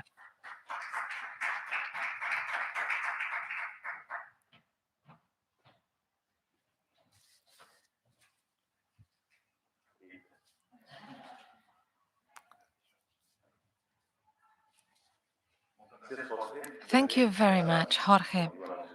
As the French say, thank you for this short story, because you have given us also this perspective of China. In fact, this Chinese representative came to see us as well, and we had the translation of the bookstore school that will be also copied in China. If they want to copy us, let them copy us. This is a good thing to be copied. And what's important is that these things work. And Jorge Carrion has written a book called Bookstores, and it has been translated to many languages, and it's in the library in Spanish and in Catalan and in many other languages. So for our colleagues following us in Europe, we do recommend this book because it creates this vocation for bookstores, a book that has received a prize, an award from the Anagrama Publishing House, and it shows the faith that we have in books and in bookstores. After this first international panel, we are coming back to our own territory. That starts with Calonja as the starting point, but we also have another reference, and that is the first book town in Spain, Urbenya. And that's why we asked Carme Fanon, who's a librarian and a friend, who will guide us throughout this link, because she has these two dimensions.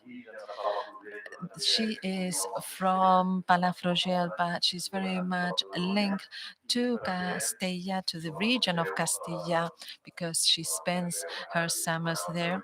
And Carme Fanon is a person with great energy who supports libraries, and she is the chair of the UPC University of the Librarian Department, and she has been the head of the librarian service here in our region. And we asked Karma to speak about Calonja and Ureña, Pla and Delibes, different approaches. The floor is yours, Karma.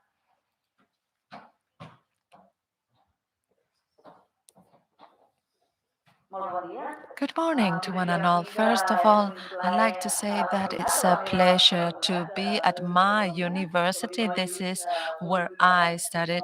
I am a librarian and I'm very proud of being a librarian, of having studied here and having been Luis and Amadeus student and also Teresa's and Monica's student. And it's always a pleasure to be here, and I'm a good ex-student, and I'm very happy to cooperate with anything that has to do with this university, particularly when it's led by people like Luis and Agusti, who are references for us in the world of books, and we are very grateful for their work. When Montse called me a few days ago to explain Calonge's project, which I didn't know about, I thought it was fantastic. And not just because I live very near the municipality of Calonge, but also because I associated it with Orbeña, because I spent my summers in Castilla in a village very near Orbeña, and Jorge is very lucky to know very well this European network. And in my case, I think it would be important to have a strong link between Calonge and Urueña, because I believe that there are many links between these two towns. And I've always thought it would be wonderful to have this link between the two towns. Urueña is the first book town in Spain. It started in 2007. It was promoted by the Valladolid Provincial Council. There they received an important subsidy, and that's always very important. And throughout the years, I have seen little by little how bookshops have been surviving, because at first there were 12 and now there are 5 or 6, because now in Calonge you have a wonderful challenge ahead of you, but it is still a challenge. And to learn from those who have already faced that challenge are now there is important. Ordueña for me is in Castilla, is like the Peretallada of the Emporda region, or the Pals town of the Emporda region. When you're in Castilla, you always go to Urueña because it has this wonderful historic center with the historic walls of the city. And that's why the provincial council also thought it was a good location for that book town. It has a very strong tourist activity, and Urueña inspired itself in the village of High-on-Way in Wales, and also Redu, the Belgian village that was presented this morning.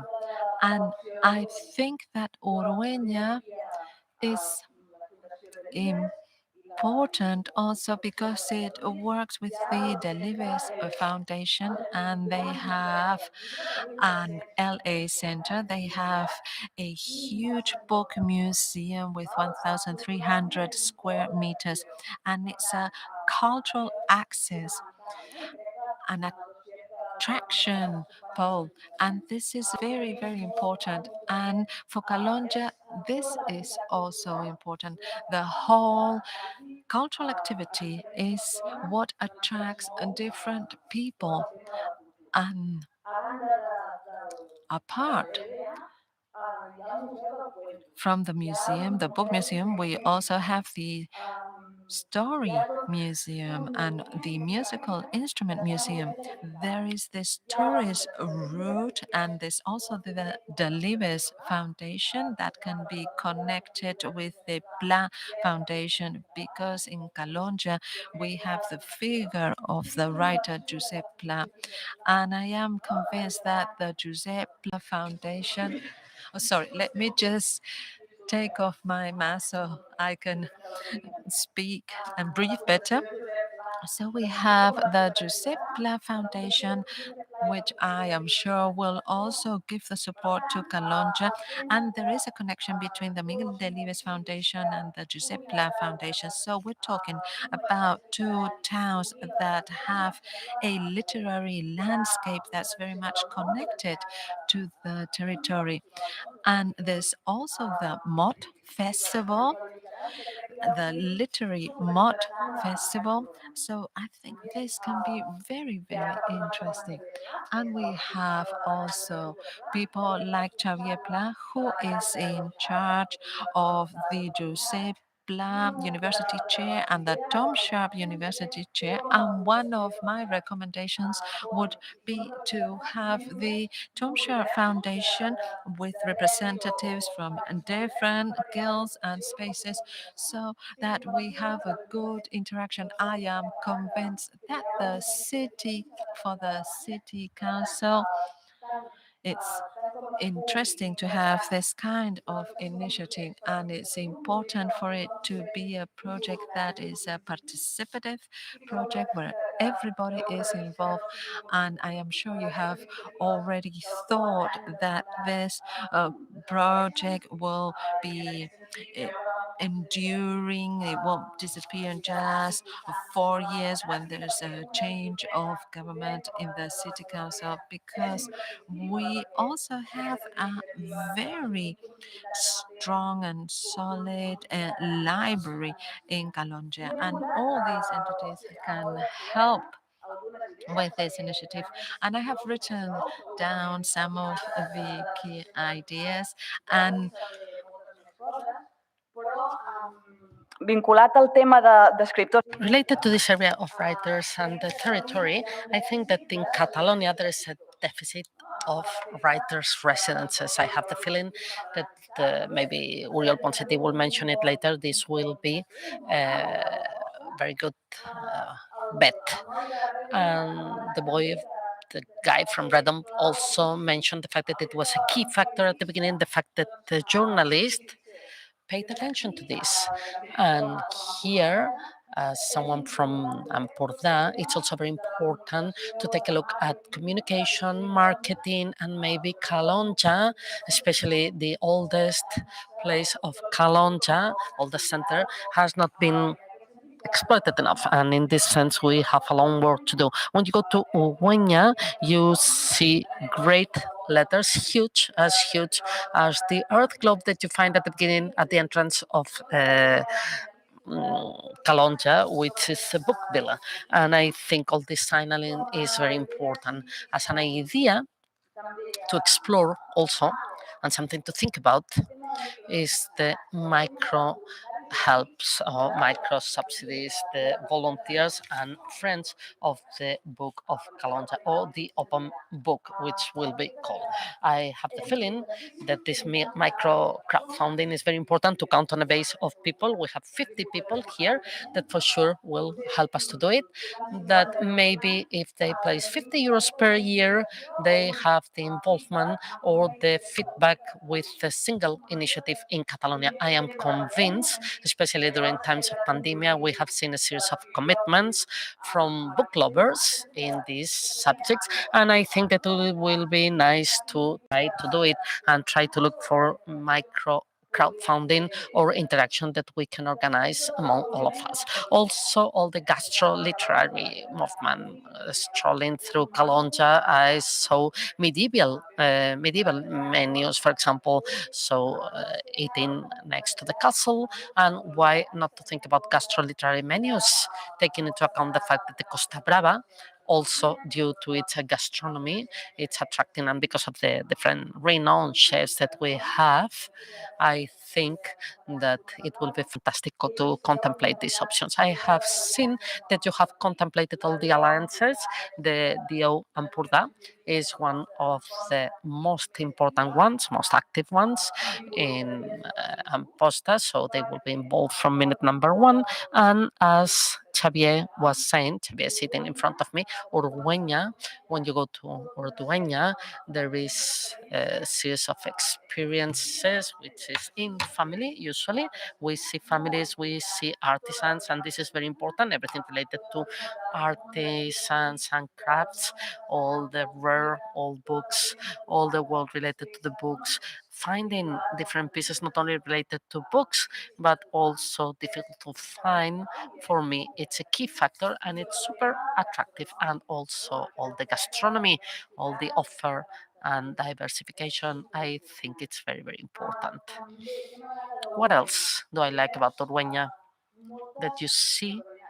Well, at least when I went there on different times of the year, you see many schools, trajectories for children, pathways, and in this sense, I think that Catalonia during the whole year does not have any interesting offer in the world of book, or at least where I don't see any similar initiative. It will be nice to exploit these didactic resources, and Urdueña has been able to do it with the help of the Miguel Delibes Foundation, and I urge you to contact them because I really like the way they work. And there is also another idea from the people of Sweden, 8 people, I think, to organize a bookshop with second-hand books. And in Salra, and Jordi Artega, for many years, he's been in charge of the papyrus. And in order to give a new life to second-hand books, I will propose an alliance, maybe with Conexio Papyrus and Jordi Aberdal, which is someone, a hard worker that we have nearby, and also literally impacts often the people who love books. Take a look at the different spaces that we miss. Jorge was explaining this to mark the territory. What do we need to see? And Calonja, for many people from Barcelona, is very far away. We know, all of us living there, there's not the same mental distance from Barcelona to Calonja than from Calonja to Barcelona. Unfortunately, I think this is the way it is. We should change that, but maybe make an agreement with personalized agreements. I think it will be a very important experience, as they are doing, for example, in Madrid. I was reading Jorge Carrion, who was talking about initiatives of exchange or maybe connection between Barcelona and Madrid. It will be very interesting to think about Tierra del Campos and Empordanet. I think they are very much alike as territory and landscapes in the different autonomous communities, and I think that it will be nice to think about it for cyclotourism, for example. All these that moves, or everybody who moves and likes to move, to think about it as 2 possibilities. I think it will be nice to do. Also, as a space of disconnecting, we have all ended up under collapse. And I have the feeling that we will see different initiatives of spaces in order to disconnect and to start with other practices in the analogic world, which are not related to internet. And it will be nice to think about an initiative this way. And also the different activities which are hybrid. In Calonja, we find magnificent spaces to organize open air space activities, but it will be very interesting to think about some streaming or an initiative which will allow us to be connected to Calonja. So that's all. In order to understand the key ideas will be to try to organize experiences and traveling to Calonja as personalized an experience as possible. And in this sense, I know that the different people from the library will be able to organize a leadership, and the different people from the library will help you to introduce a more personalized strategy, which can help you to socialize and also allows you to go and live there. I really like the initiative of the mayor. It's easier now to leave Barcelona, to leave the metropolitan area, and what should be more attractive for the world of culture than the municipality betting strategically to be key in the world of books. And that's it. The other day, when I was thinking about the Great Earth Globe, those of you who have been to Caloncha have seen it, and Free World as claiming this new bet. I would like to wish you all the success possible, and I'm available for you if you need any further conversations. Thank you very much.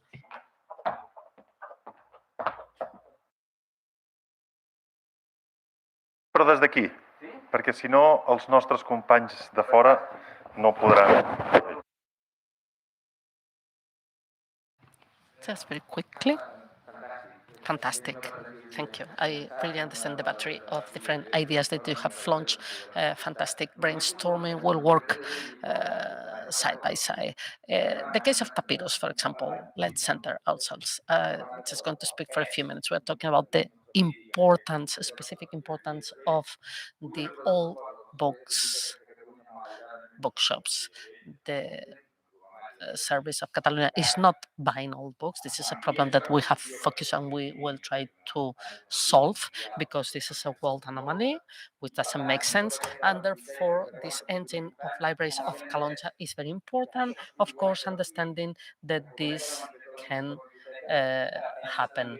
It also defends that public libraries should be a cultural legacy for the area.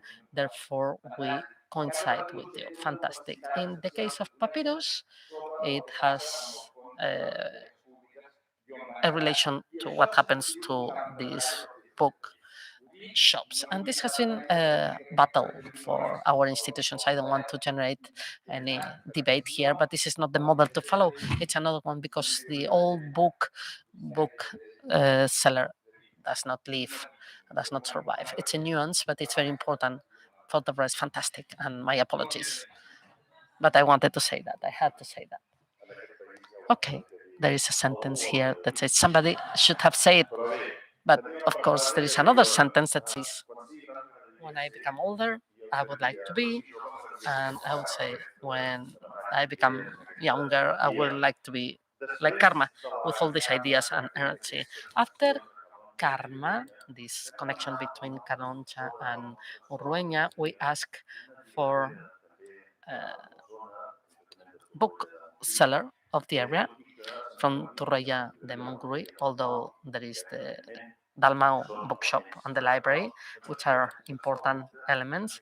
I think that we wanted somebody to talk about the whole of the territory. It's not that we didn't value the people from Caloncha, but we wanted to aim at this. So Teresa Calabos, who is the owner, I think almost for 30 years, of Torrella de Montgrí, we asked her to make an approximation on Ampurdà, territory of culture, books, readers, readings. Teresa, you have the floor.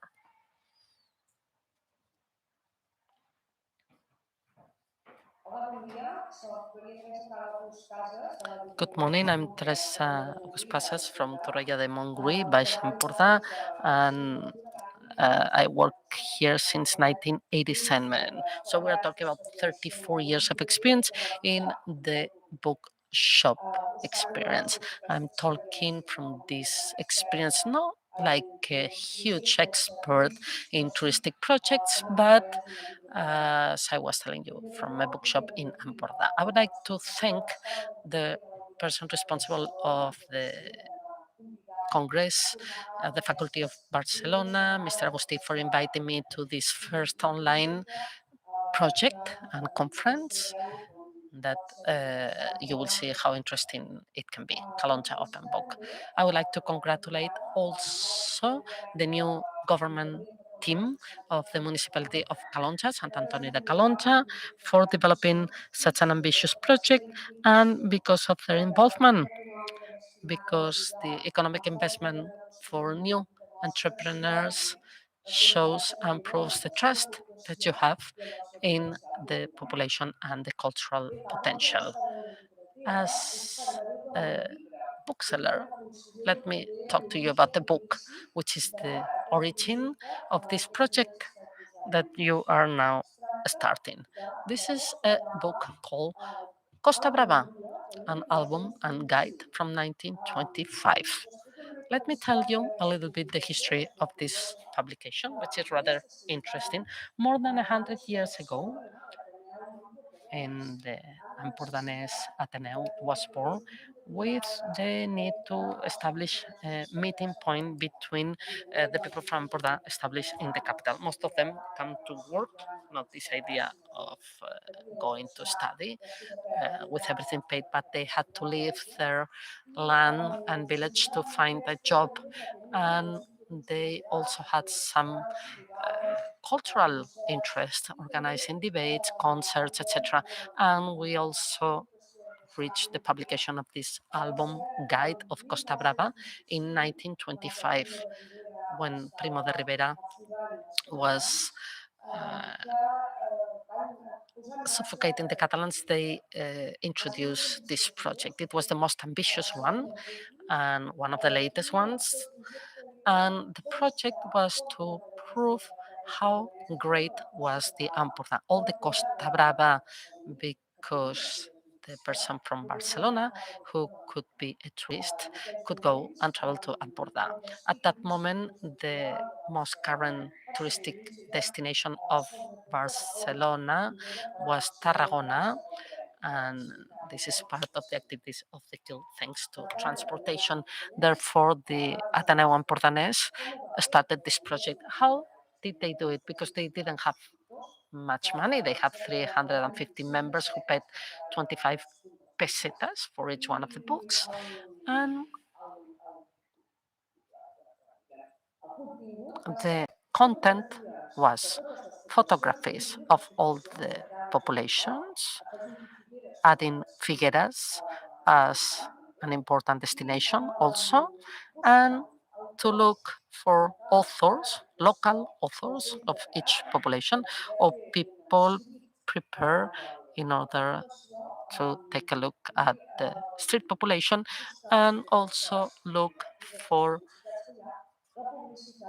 advertisements, because it was mostly advertisements that paid for the book, this album guide.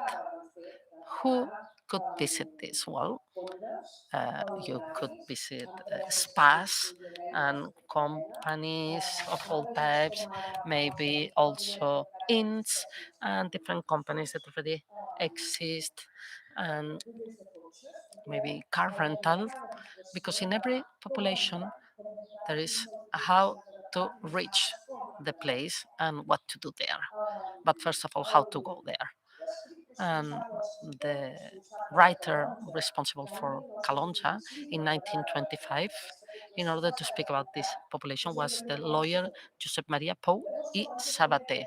Calonja had then 3,633 inhabitants.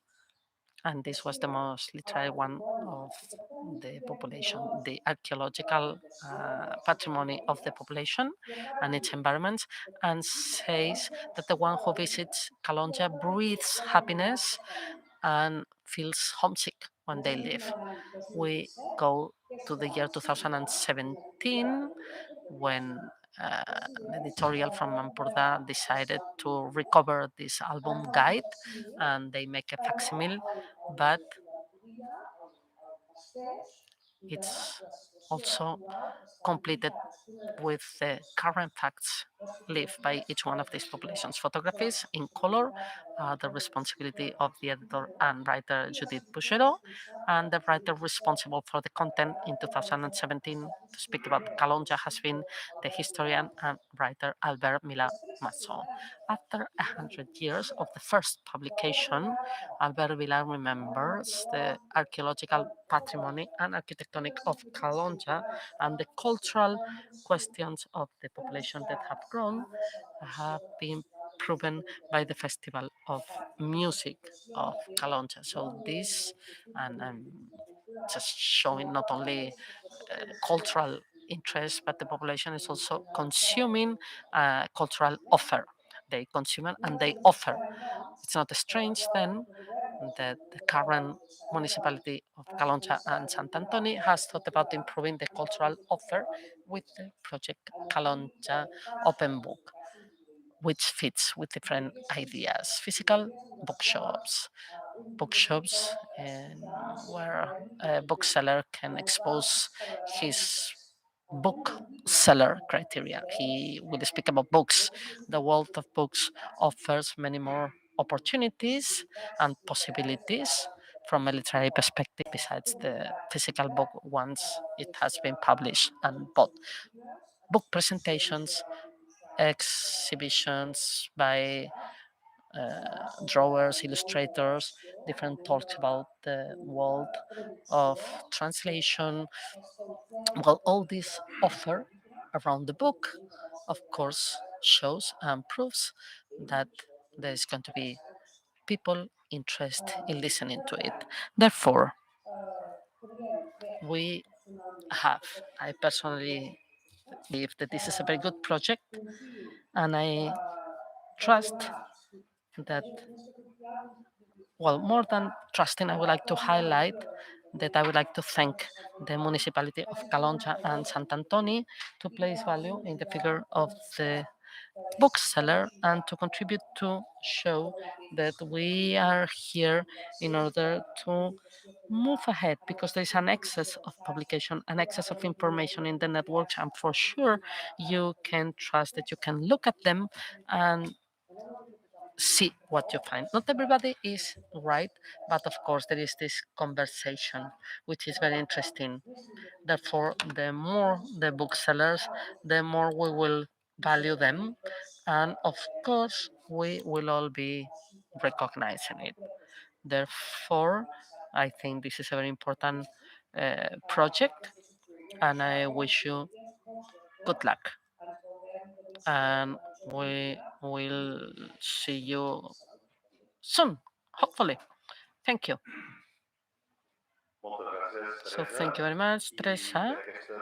And of this approximation, let us complete Calonja and Sant Antoni in what we call this Peoples of Culture, which has been introduced by Teresa Calabús of Alcucut from Torrella de Montgrí. This is why we ask the president of Colonico, the center of Calonja, Mossèn Jaume Iba, who is a historian and doctor in the history of art, dean of the Faculty of Philosophy of Rovira and Virgili, director of Catalunya Cristiana, Radio Arrels, etc. I was talking to a good friend. I say, when I'm stressed, I always think about Mossèn Jaume Ibar, and I say that I complain, but he's the person with most capacity.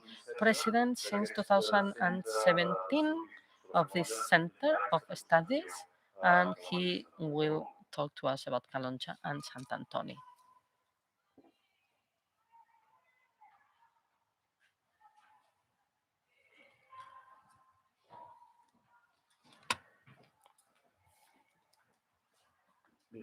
Okay, I would like to thank the municipality of Calonja and Sant Antoni, presented by the mayor and the Council of Culture, and Lluís Agustí for the kindness to invite me to this online conference. And I would also like to thank the translators for the great job they're doing. So I will try to go slowly. At the entrance of Calonja, there is a bank with a monolith with a crown of forged iron with an inscription and a receptacle called Armariet of Culture.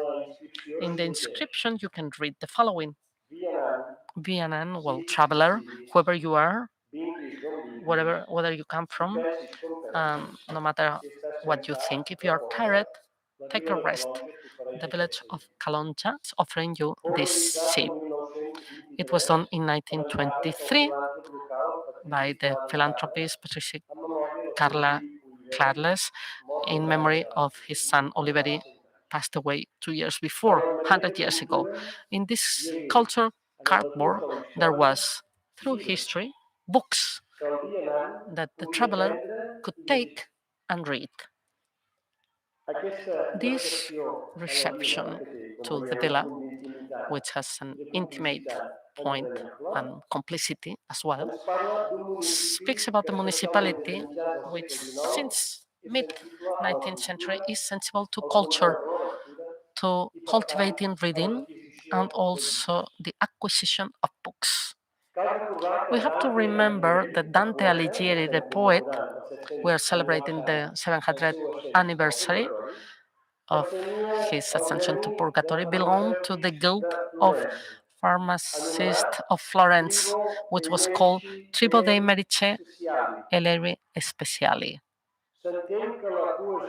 We understand that poetry was conceived as a medicine of the spirit, and I suggest that it can be incorporated to this project of book towns, a pharmacy or boutique of natural remedies with an annex bookshop. In Calonge, Sant Antoni, we have had some special libraries. The one of Pharmacy Bow, which was under the custody since 1820 in Ferrer de Besalú. We keep 34 books of medicine and pharmacy, plus 66 pergaments and other documents.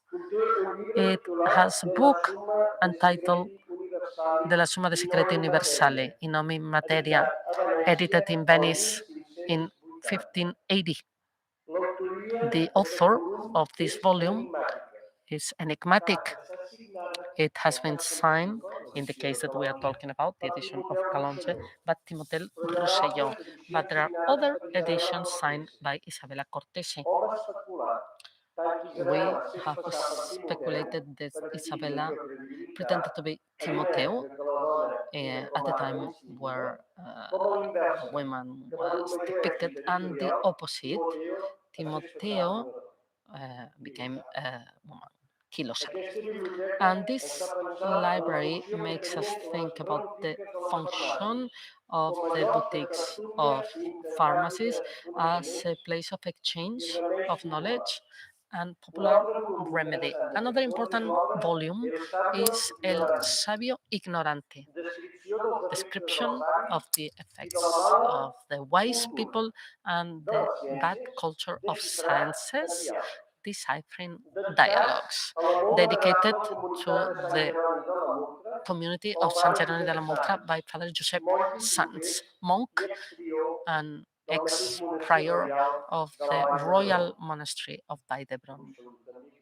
I would also like to greet the people responsible for this library of San Jerónimo, Miquel Riera Javier Bustamante, which has 30,000 volumes, sections specialized on Christopher Columbus, Ramon Pané, first Gospels and the all over the world, Bishop John Carrera, and the transversal subject of silence. Let's go back to Calonge. Also, in Villanova de Cabañas, a farm, large, end of the 19th century, converted into a castle under the inspiration of Neuschwanstein, Baviera, by the god kings. There was a legal and history library which has nowadays disappeared. Other farms and houses of the village had also private libraries. And as far as the public ones, since 1861, we know about the library of the Workers' Casino, the Fraternity, which up until 1936 had a librarian with books for the enlightenment of the workers and a collection of maps. Let's not forget the cultural and social dimension of the libraries, united cultural and social. This was drastically destroyed during the Civil War, and now it's partially in the municipal archive.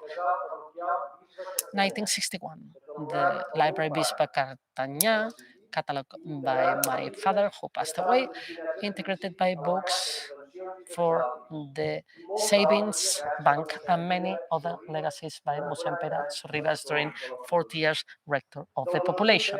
Biblioteca Municipal Pere Caner.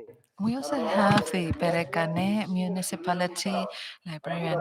Pere Caner was a teacher and a librarian, and it's a library that organizes short story competitions and other activities. In the last third of the 20th century in Calonge, there were many advertising professionals. There were few bookshops, as I mentioned before.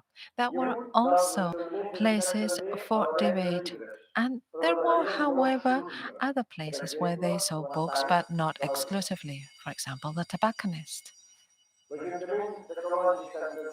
The City Council of Calonge and Sant Antoni has published in the last quarter of the century several books that have as a main topic the Valley of Calonge. Today, Calonge and Sant Antoni is a town with a very important presence of Amazigh, the third most spoken language in Catalonia, with population coming from different countries in Europe and in the world. Therefore, I support the initiative of including a bookstore that is specialized in different religions and cultures, so that we can have this mutual knowledge as we see in countries such as France. As Thomas de Kempis said, I have been searching everywhere and I have only found it in a hidden corner in a bookshop. That's where I found my peace. Thank you.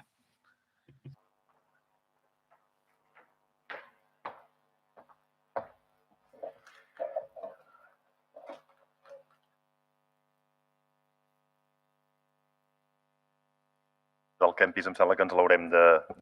I think that's a very important quote that you just mentioned from the Kempis.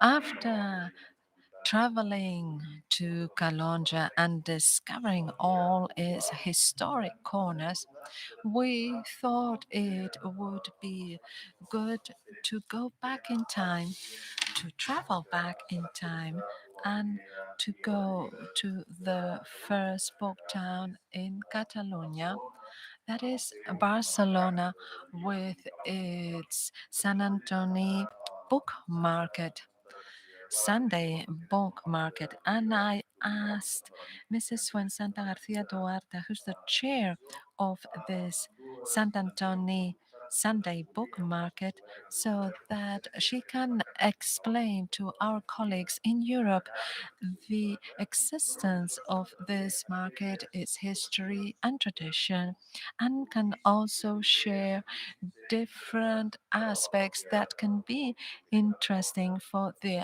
Calonge and Sant Antoni project. Fuensanta was also a student of our university, and she did a master's degree in heritage books, and she has a second-hand bookshop here in Barcelona.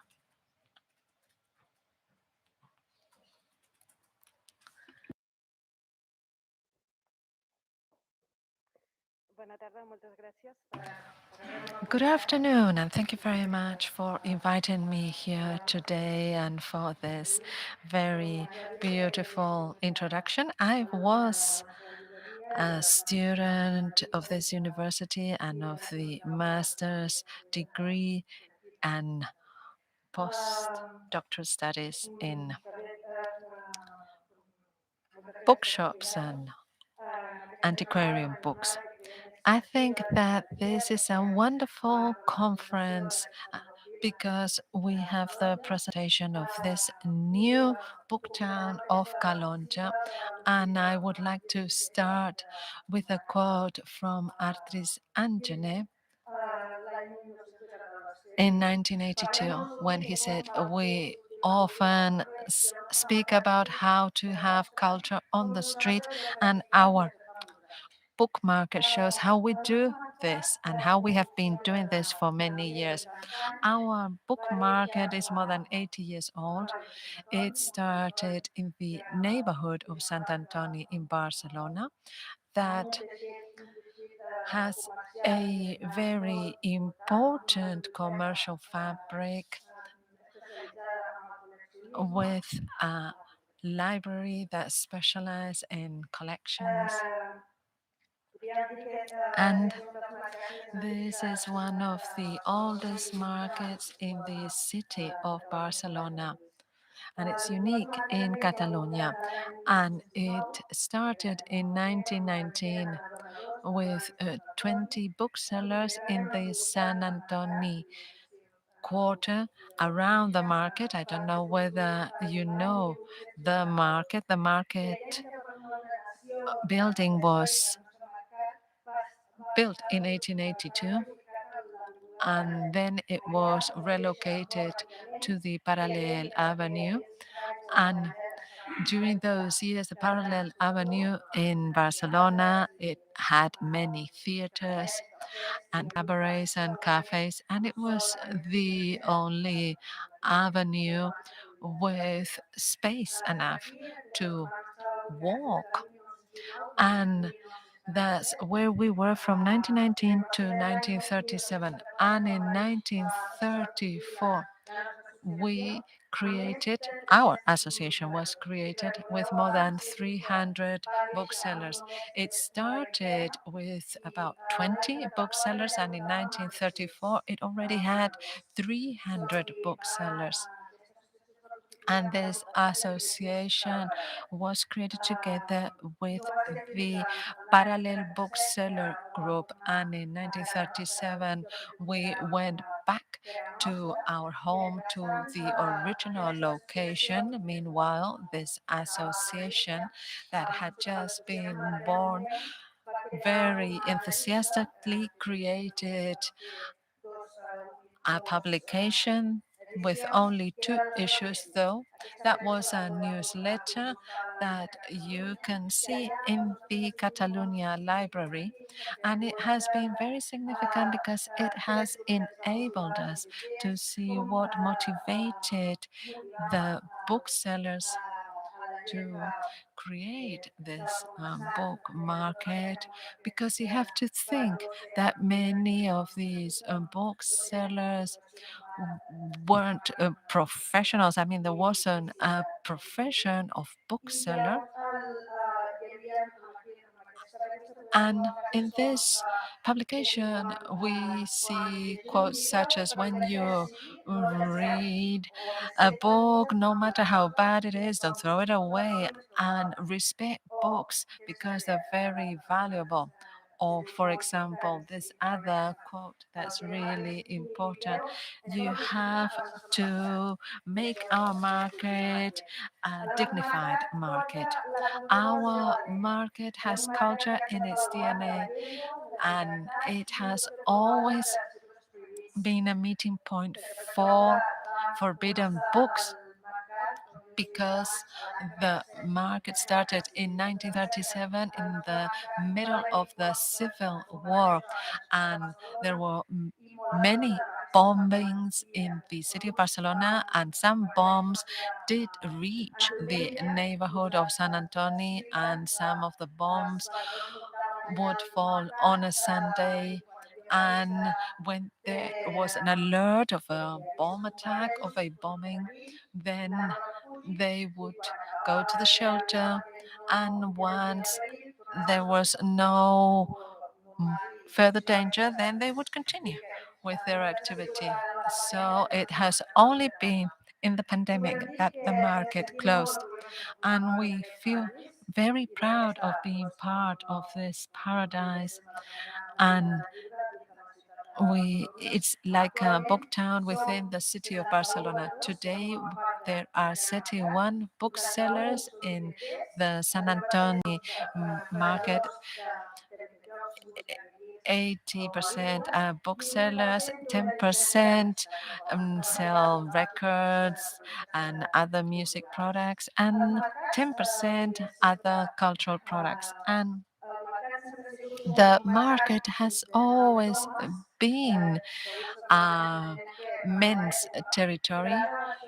That was in the past, although, because I see that things are changed, and from the 71 booksellers, 25% are women booksellers, so I feel optimistic about the future. And we have always had many visitors. Today, due to COVID, we are limiting the number of visitors, but we hope that we can go back to normal soon. And we have always worked so that our visitors could come to the market safely. And not so long ago, we were approved by the authorities as a responsible culture center. And we feel very proud of this, because this means that we are working well and that we have to keep on moving forward. The market has to create new experiences for the visitors, and that is why, as we have always done, we want to highlight our range of books that is very high quality. And there you can find books that you don't find anywhere else, because they're no longer published, or because they were published by publishing houses that no longer exist. And it's also a meeting point for all ages, and we want to promote participation, creating cultural and literary conversations and discussions.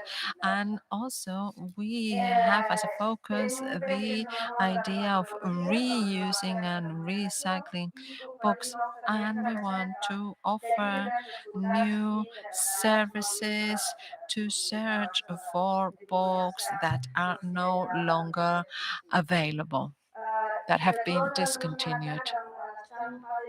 And as the market is in a commercial neighborhood, we cooperate with all the entities in the neighborhood, schools and NGOs, to promote reading and to promote the collection of books.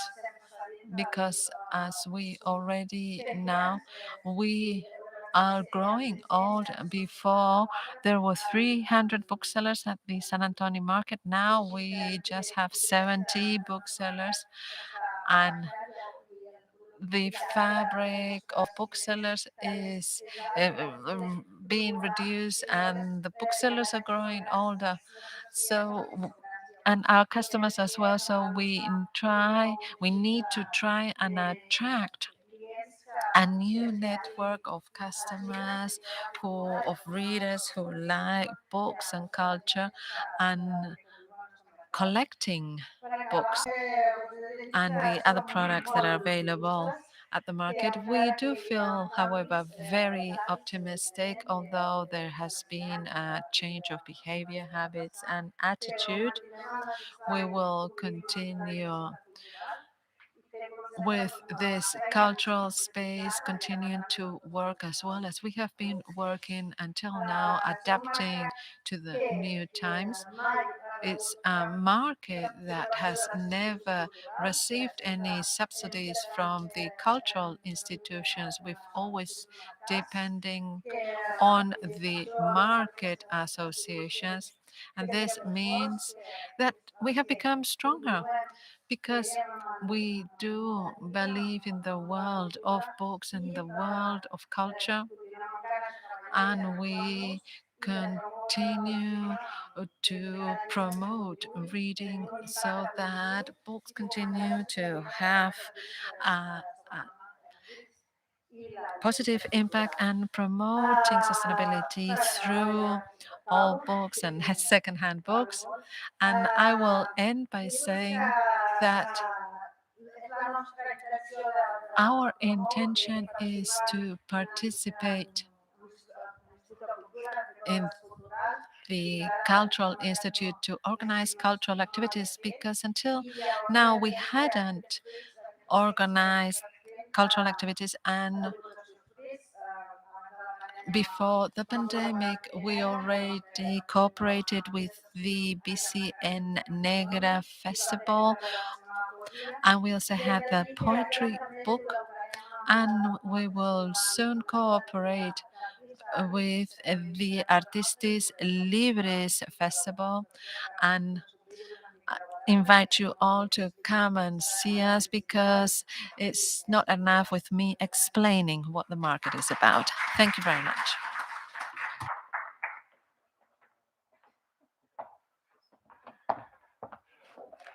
Moltes gràcies, Fuensanta. Thank you very much, Fuensanta, for your presentation of this book market. We will now speak about something that we're all very interested in, because today's speakers have mentioned that there is a link between books and craftsmanship, and I would like Xavier Vilas Velas, who is the director of the Catalonia Craftsmanship Association, to speak about this link between books and craftsmanship, and how we can have this activity in this new project.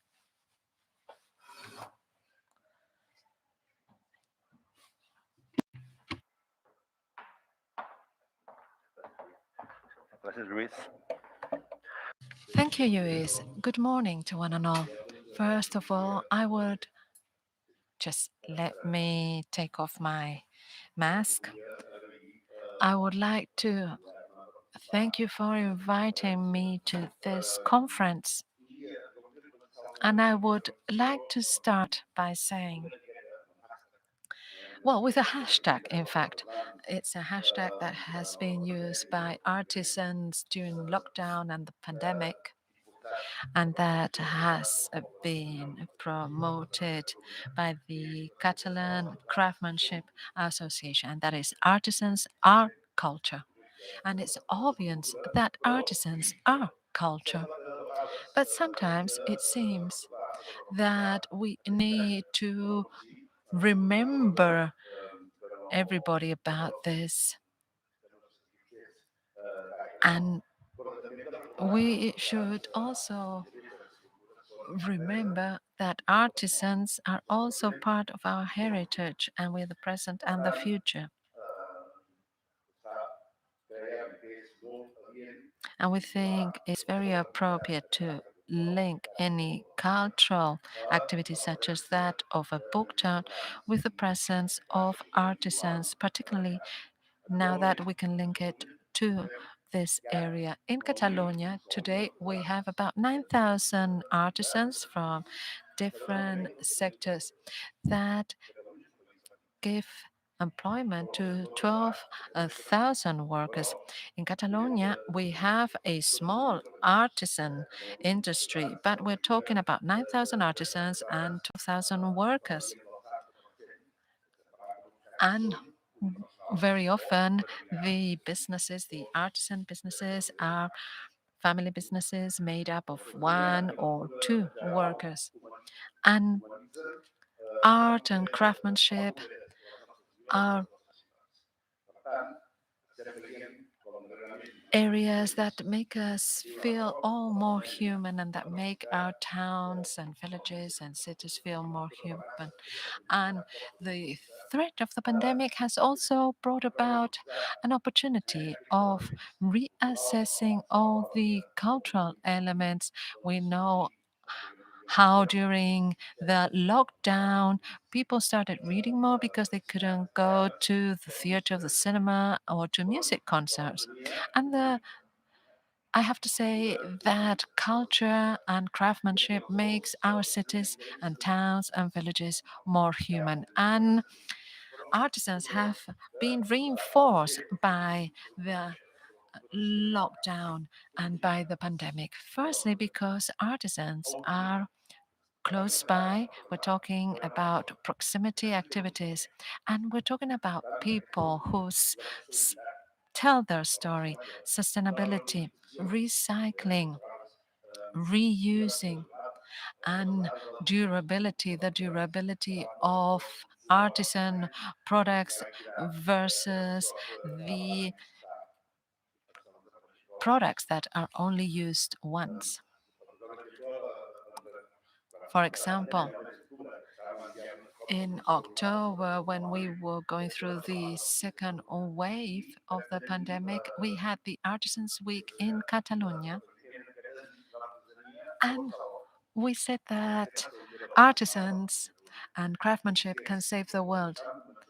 And we're convinced of this because we need to go back to consumption models and life models and of relationship with nature that are based on this dimension of a slower life, a slower style life. It's this slow food and slow city idea. So we also think we should talk about slow consumption, and this will help us all preserve another or fight against another huge problem and challenge that is the climate change. And the values of craftsmanship and artisans can help us with solutions and pathways to be more rational with our planet. We have 9,000 artisans, as I said before, that represent 12,000 jobs. And we are talking about an industry that is regulated by a decree, and this decree develops different concepts that define craftsmanship and what is and what is not a craftsmanship profession. Today we have 15 that represent more than 105 artisan professions, and one of them has to do with book arts and book craftsmanship. That includes 6 professions. And this is a list that can be enlarged or reduced because we know that some professions are new, some disappear, some are more associated with our heritage.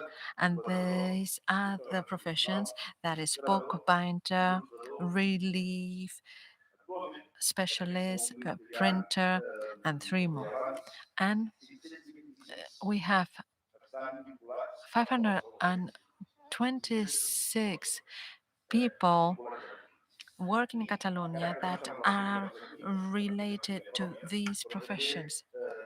And I would like to say that there are 32 artisans workshops that are associated with paper. We know how paper and the production of paper, the craft of creating, manufacturing paper is very important. So the role of craftsmanship in general and in the world of books is supported by all this data.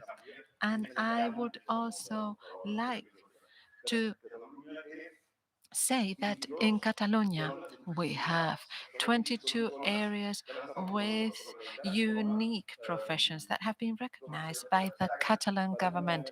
These are areas where specific professions are developed. For example, near Calonja, we have Bisbal d'Empordà, a town where they have the ceramic industry. And we're talking about different businesses and workshops that focus on one craftsmanship. And we have more than 40 museums in our territory that are associated with craftsmanship. And this is what we try and highlight and communicate to society. And in Girona, we have different areas such as Bisbal, Empordà, or Abreda, or Tortella for woodwork, Olot for the religious images. And these are examples that are very close to us. And I think it can help Calonja to have all these specialized areas for its cultural offer, because we're not just talking about books, but we're talking about another type of craftsmanship, because Karma was talking about distances between Barcelona and Calonja. And here we're talking about towns that are close by to Calonja that can be also visited by cultural tourists. And we have the Empordanet area with a large variety of heritage tours, cuisine tours, and so on and so forth. And all this supports this type of initiative, like the Booktown initiative. This is a wonderful idea. I know that in Catalonia there have been some activities related to books. However, it is wonderful to have in Catalonia a book town. In Spain, there is Urueña, and now in Catalonia, we'll have Calonja. And we shouldn't just focus on book towns. There's also a European project, and that's the artisan cities. And we have different candidacies from Catalonia to be recognized as a craft city as a European level and a world level. Because the other day we had a conference on crafts tourism and exhibition tourism, and we had a presentation about the UNESCO creative cities. So we shouldn't just focus on the idea of becoming a book town, but we can also have more links that give us even more visibility. And within my limited possibilities as a director of the association, we do have subsidies for the municipalities that want to recover empty spaces with a crafts offer. And we have all these subsidies available that were published on May the 12th and will be available for new applications until June the 12th. And we also have subsidies for trade and for businesses, for workshops that want to open up new spaces or renovate their current premises. So we have these two types of subsidies for people, businesses, or entities that want to renew their premises. And we want also to explore and exploit creative and experience tourism. Before we heard what cultural tourism is and how it has grown, and then we have the creative and experience tourism for those tourists who want to take back home an experience, and this experience can be lived in crafts or workshops that show how books are manufactured, and also with other types of workshops. I would like to congratulate Kalonja for this initiative. You can count on us for whatever you need. And of course, I would like to advertise our association, and please do visit our website, our Instagram, artesania.cat. So in this way, I can also advertise our wonderful platform. Thank you.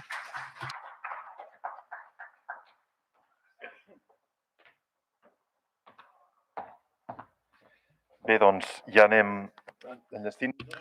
I think we're about to end.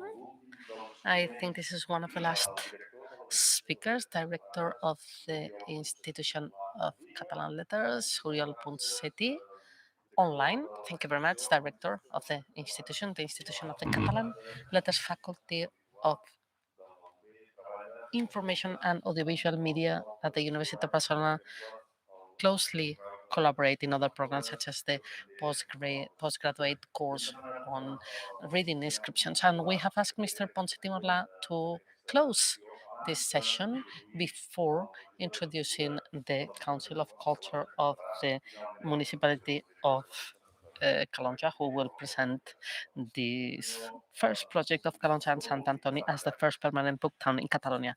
Mr. Oriol Ponseti Morla, director of the Institute of Catalan Letters, you have the floor.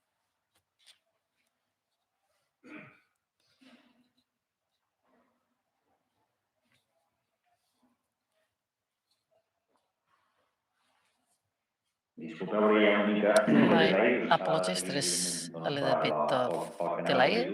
I was following you through YouTube, and therefore, as I was listening to the streaming, and there is a small delay between me being here and also the streaming. I've been told that I could start. Well, first of all, thank you very much for inviting me to address a few words to this conference about sharing experiences in front of this interesting project, which is this book, Villa of Calonja and Sant Antoni. I've been listening to you, one ear here and the other one trying to follow on my day-to-day work. I have listened to very interesting proposals, specific proposals about the specific experiences that can be developed within the framework of this initiative, and also interrelation with the immediate territory and also national territory. Of course, it's not up to me to make some content proposals, because this is just an initiative for the moment developed by the promoters of the municipality, but I would like to make some reflections, general ones, related to the different challenges, institutional support in general, and activities of promotion of literature. For the moment, want to deal with all the questions that I have to deal with. Of course, we have budgetary questions, monetary support, which is one of the main elements that has to be taken into account. From the Institution of the Catalan Letters, we have a pathway and some subsidies that we have for the promotion of literary activities. And it's great news that precisely this year, these helps and grants have had an increase of applications. 2020 we received 55, this year 72, and here we find all types of initiatives, from modest initiatives related to our budget, but we can mean qualitative analysis such as small literary cycles, debates, and also great festivals of poetry and literature, which are from a national perspective. I'm saying that it's very good news that we have received such an important increment of applications, because of course this means that after the impasse of 2020, with all the consequences of the pandemic, we are facing a new scenario in this 2021, which is beginning of recovery. It's not of desert or decrease, but just the opposite. We have managed to maintain the activity. There are many activities that had to be postponed. Very few were cancelled, only partial cancellations, but 2020 has started with lots of impetus. Of course, it's the responsibility of the administration to respond to this volume and promotion of the initiative by private initiatives, NGOs, associations, and also local entities and municipalities. And to respond to this impetus can only be done from a budgetary perspective. The budget of these subsidies for 2019 was 237,000 euros for all the activities of literary promotions organized in Catalonia. 237,000 euros. Last year, 350,000 euros after with the pandemic, because we were very interested in the promoters of literary activities because of the difficulties they had to overcome in order to reprogram and to look for new formats for their activities through online platforms, and also because from an economic perspective we didn't want this to be an obstacle. So we went to 350,000, and this year we realized the volume of important projects that we had on the table, and we have increased it with 234,000 additional euros. So it's a record, the money that the Institute will invest in these activities, more than 524,000. We started with 234,000, so more than 500,000 this year. So this is from a budgetary perspective important to take into account, because of course it's an adequate response to this initiative. As a country, of course, we have to do it, and this adequate response has to be seen from an economic perspective. Another one is our calendar, and this is something that precisely because of the different debates that have taken place in the media and that have been placed on the table, which is a debate that we have to place on the table. The administrations are providing the different delays. I don't have to say that we would be delighted to enlarge the applications, not only of this one, to the 1st of January. So these subsidies are resolved between January and February, and everybody had the information about the different resources they can count on in order to develop their activities through the year. I think that this is a commitment that we should take on, and often this calendar cannot be applied, not because we neglect it, but because we are kind of covered by the amount of subsidies that we have to administer. But of course, this should not be, it could be an explanation, but should not be an excuse not to do it. I think that in this sense, we have homework to do. The general administration has homework in order to adapt the calendars to these subsidies to the real activity that takes place, because otherwise we will fall into a concentration of cultural activities in general, not only literary activities, but cultural activities, which is practically during the last trimester of the year. And of course, this is an association that until the month of June or July, we don't know how much help they can have from the administration. They don't wish to organize a literary festival for the month of March, and this is why we have to make an effort to move forward in these calls and to be able to solve them in a quicker way. In this sense, promotion of literary activities this year has already been launched, closed, and pending resolution, and we hope that we will be able to publish the results on the 22nd of June. So we will be able to publish the results. It's late, we know. It's on the 22nd of June is not the ideal calendar, and in this sense, I think we should make an effort so we can anticipate these budgetary lines.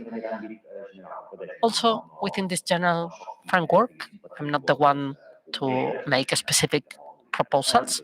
Of course, we have listened to very interesting ones related to the involvement of literature with other fields, for example, gastro, literary, cyclotourism, and also craftsmanships, and a series of associations and alliances that could be very interesting and very strong.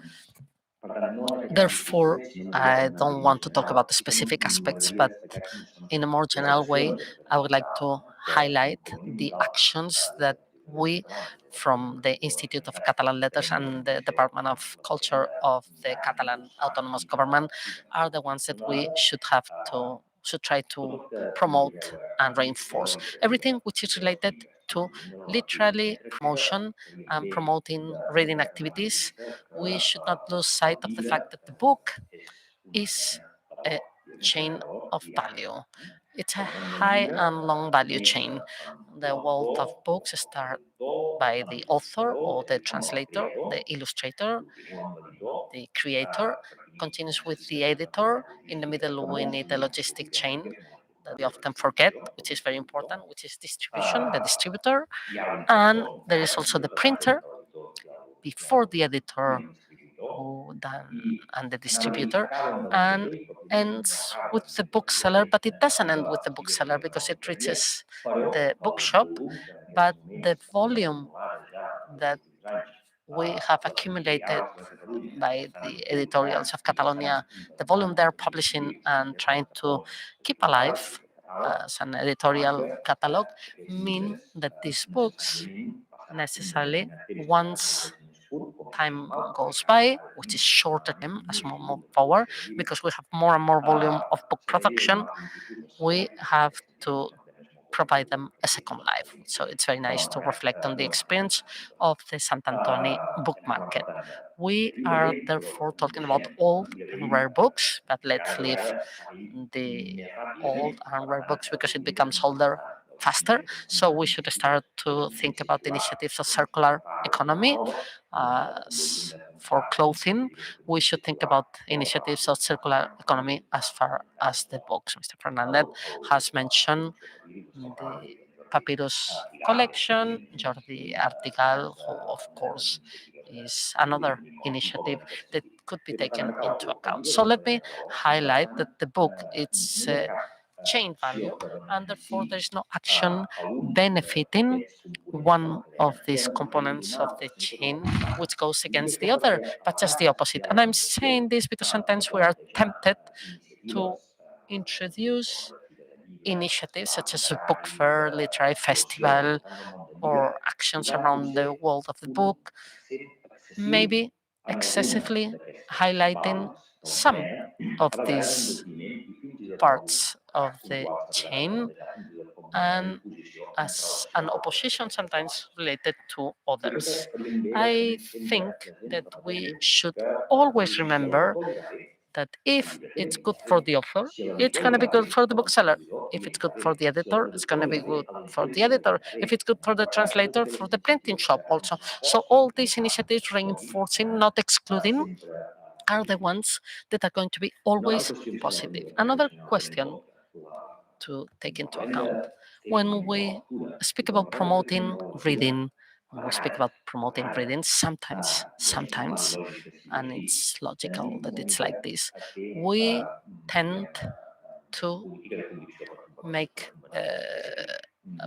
politics of convincing those who are already convinced. What is real challenge is, I think that we have a great local experience, and this should be one of the great concessions that we achieve, that the different initiatives promoting reading should really have a transversal character. That is to say, those who read already read, and we know they will come to the debate, the round table, the conference, that will stroll through the different book stands, will go to old and new book bookshops. And of course, this is an active public. We should not exclude it, but we should try to make an important effort in order to believe that culture in general and books and reading are powerful instruments of social transformation. So we should try to make an effort to reach the maximum of social spheres as much as possible, especially now that we have more plural society, richer, more diverse, and through language, through culture, through books, and through reading, they can find an element of authentic social transformation. I think I'm running out of time, so I'm just pointing to some ideas, promoting literary patrimony, combining it with the creation of contemporary literature. Catalan literature has a very rich patrimony, and at the same time, contemporary actions which are rich, very rich. Usually we find people who are specialized in promoting the patrimony and those who try to highlight the present. Patrimony, past and present, are nothing else but parts of the same chain.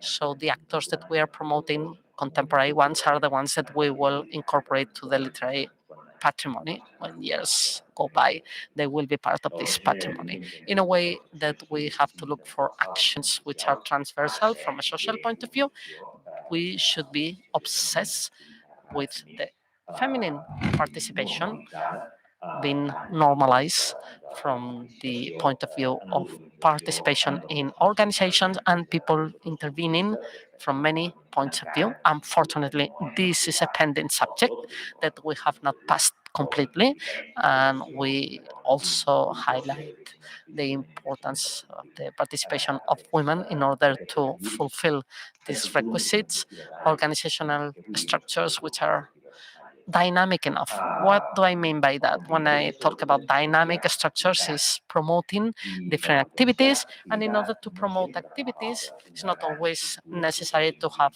a professional structure thinking and developing and working together with this activity. We do need this type of a structure, but I think it's very important to take into account a reasonable balance between the expense that we make on organizations and the expense on activities.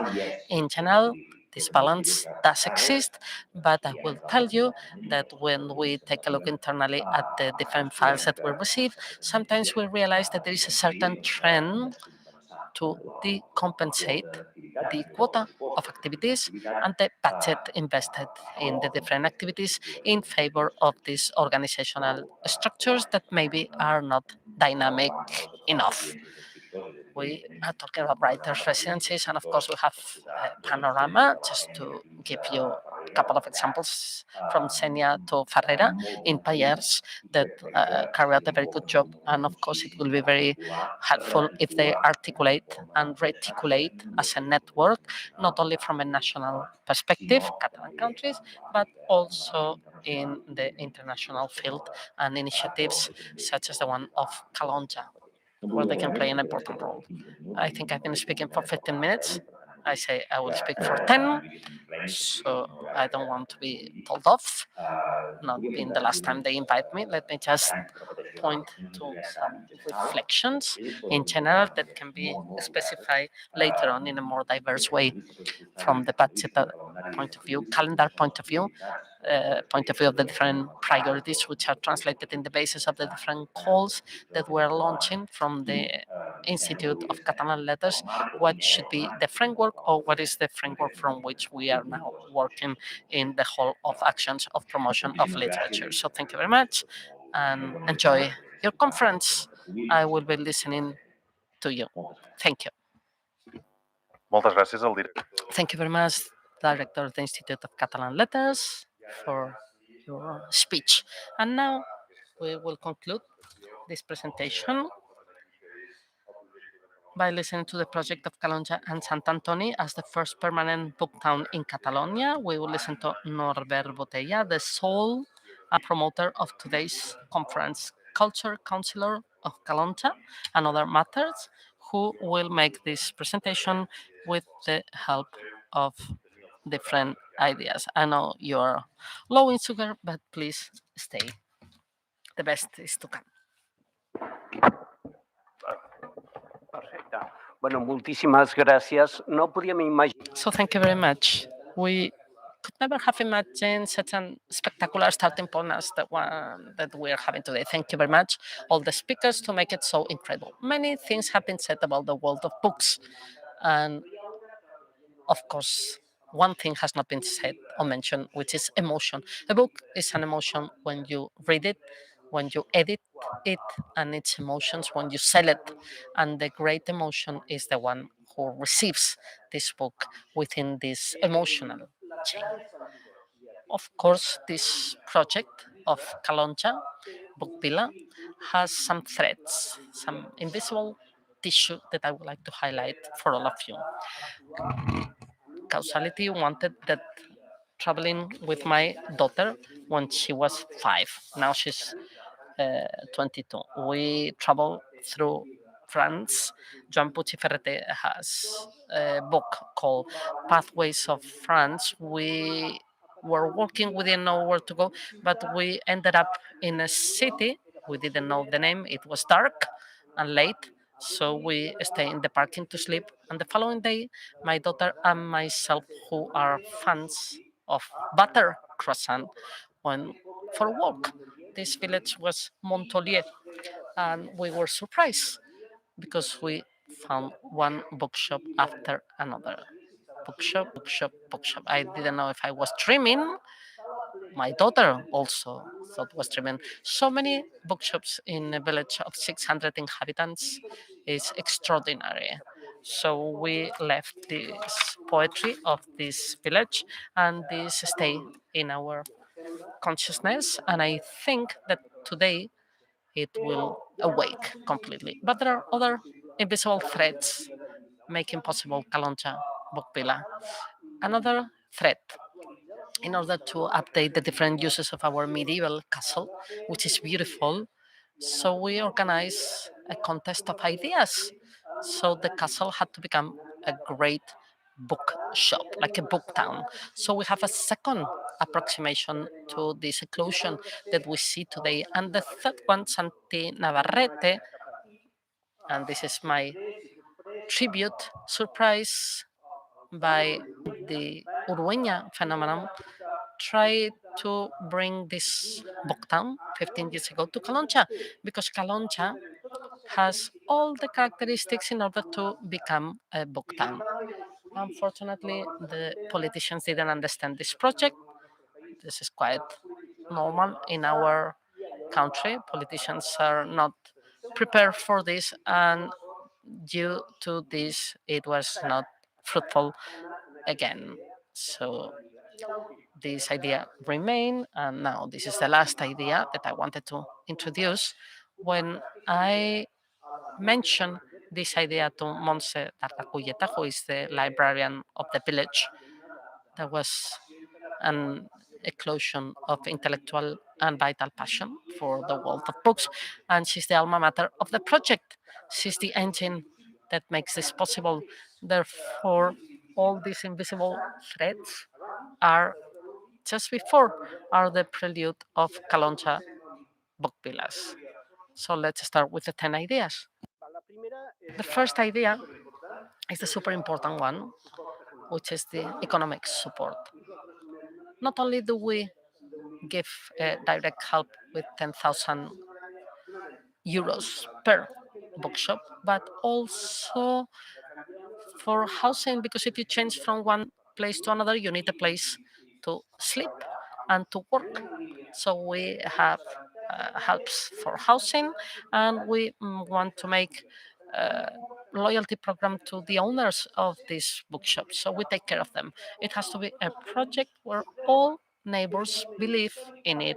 It's a historical moment for Caloncha to become a cultural villa, a villa providing glamour to the Costa Brava, because, and this is quite obvious, the Costa Brava has become uniform. You find the same shops, same people, same habits, and we want to be singular, and this is part of our project.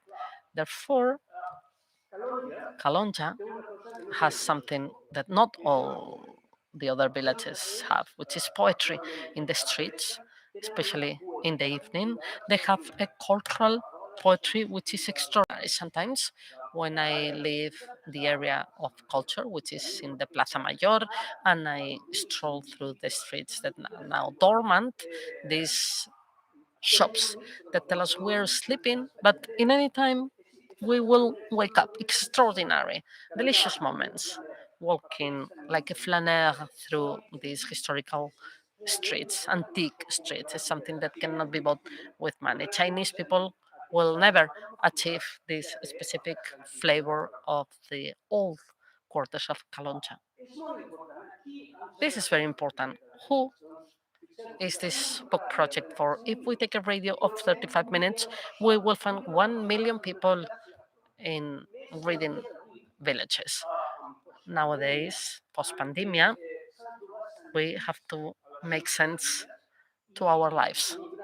And a great sense provider is a book. And the people from Caloncha, they will have some leisure time taking a look at books, and will find this book that somehow will transform its life, no matter whether it's a happy afternoon with a book and a wine glass. By the way, in Calonja you have the best wines of the peninsula, and I'm not a Calonjian nationalist, but they make wonderful wines, impossible to exceed. So we have to work for excellence. Close the Bond together with a good book. Not only Close the Bond, many other places where they offer good wine. So this is very important also. The different institutions should believe in culture. They should know that culture is not just an ornament, but something essential and important. Called people means they consume culture and they evolve and develop itself through this cultural consumption, which transforms our personalities. Before reading a great book, you have been transformed by it. And we believe this, and we think that music, theater, dance, all the arts are possible in our villa. Therefore, we will not save efforts so people can associate Caloncha to a place of creative culture, totally passionate. Another phenomenon that I think has not been studied enough is the amount of foreigners who live in Costa Brava with an incredible potential and lives, who are usually silent because, of course, they have a colonial living style, but we have to incorporate them to our cultural dynamic. In Caloncha, we have 75 nationalities, and 2,000 of a sense of 11,000, 2,500 are foreigners. So this is a wealth, exponential wealth, total and complete. All the foreigners have much more intense reading habits than us. And here we have a market. If we extrapolate Caloncha, where almost 20% are foreigners well established, and we go to the arts of Costa Brava, we reach 200,000 readers. Let's call them. Next bookshop will follow. The editorial novelties or all books published in England, France, Italy, Russia. We have many Russians. Facilitate our work, our job to attract readers, to create a community. It's a task of every bookshop and also the municipality.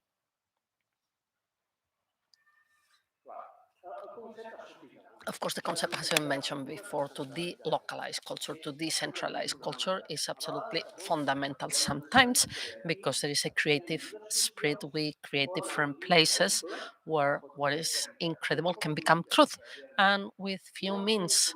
For example, I have as a reference I remember a village where, besides Raffles Casama, there were other writers, usually from Latin America, and there was a great concentration of writers in a village lost in the magistrate. So this is a reference for us. And the second one is that in Calonja, we have allowed ourselves to dream big.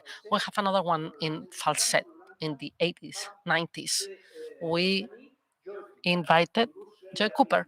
Nobody believed that within the Festival of Culture, Joy Cooker would come, but he came.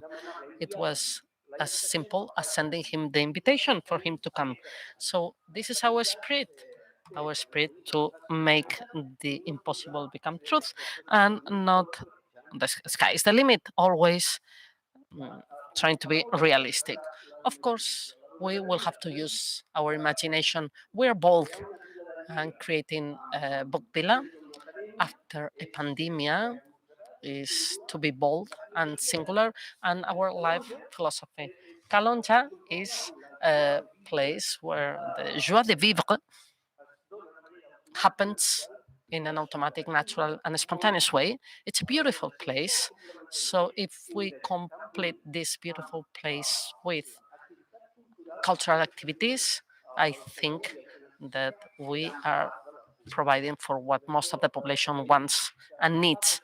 Therefore, we think that we have a specific living philosophy, way of living. There's a concept by Paniker, which is the retro progressivity. That is to say we will go backwards with old habits, to look for books, to open the book as if it were an old liturgy, and at the same time to be connected to nowadays technologies. I think that this retro progressivity is the philosophy of our village.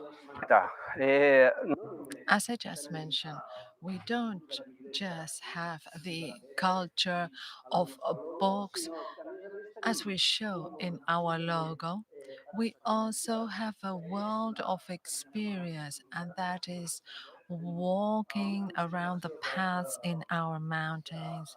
We have a concentration, an impressive concentration of megalithic monuments, and it's wonderful to bathe in the sea. And Calonja is a rural village, and that is not so common in La Costa Brava today. What does it mean to promote culture? It means that we believe that culture is important. And based on this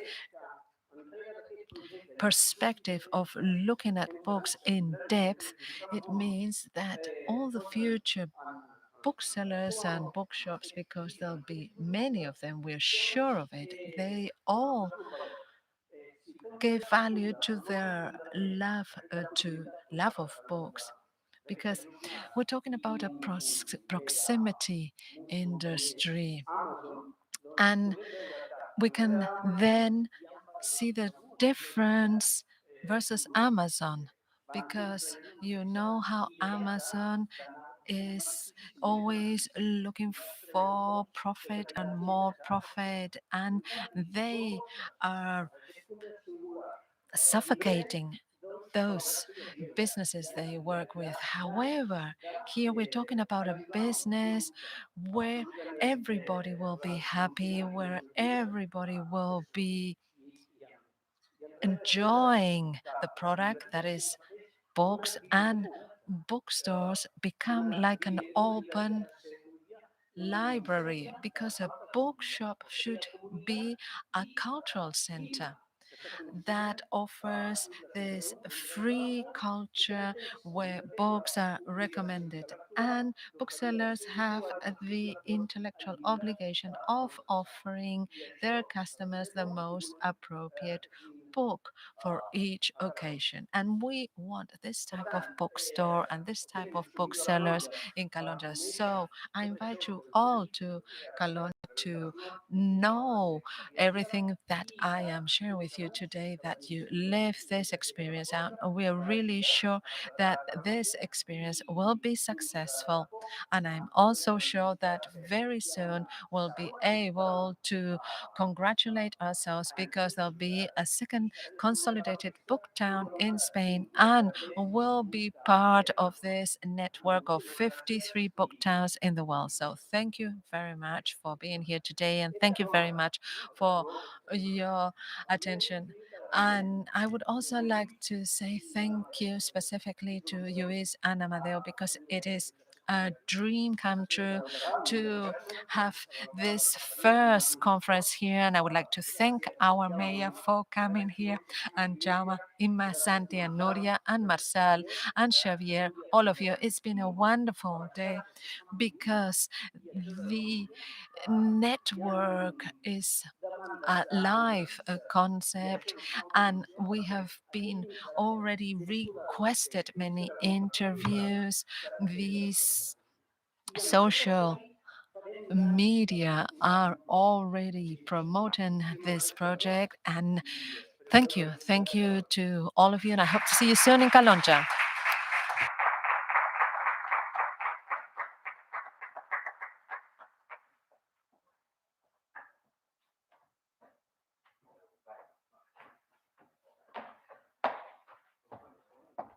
Bé, ara ja no estan enregistrant. All right. Gràcies a les traductores simultànies que han estat aquí treballant. Gràcies al David Auladell, que també sense ell no hagués estat això possible.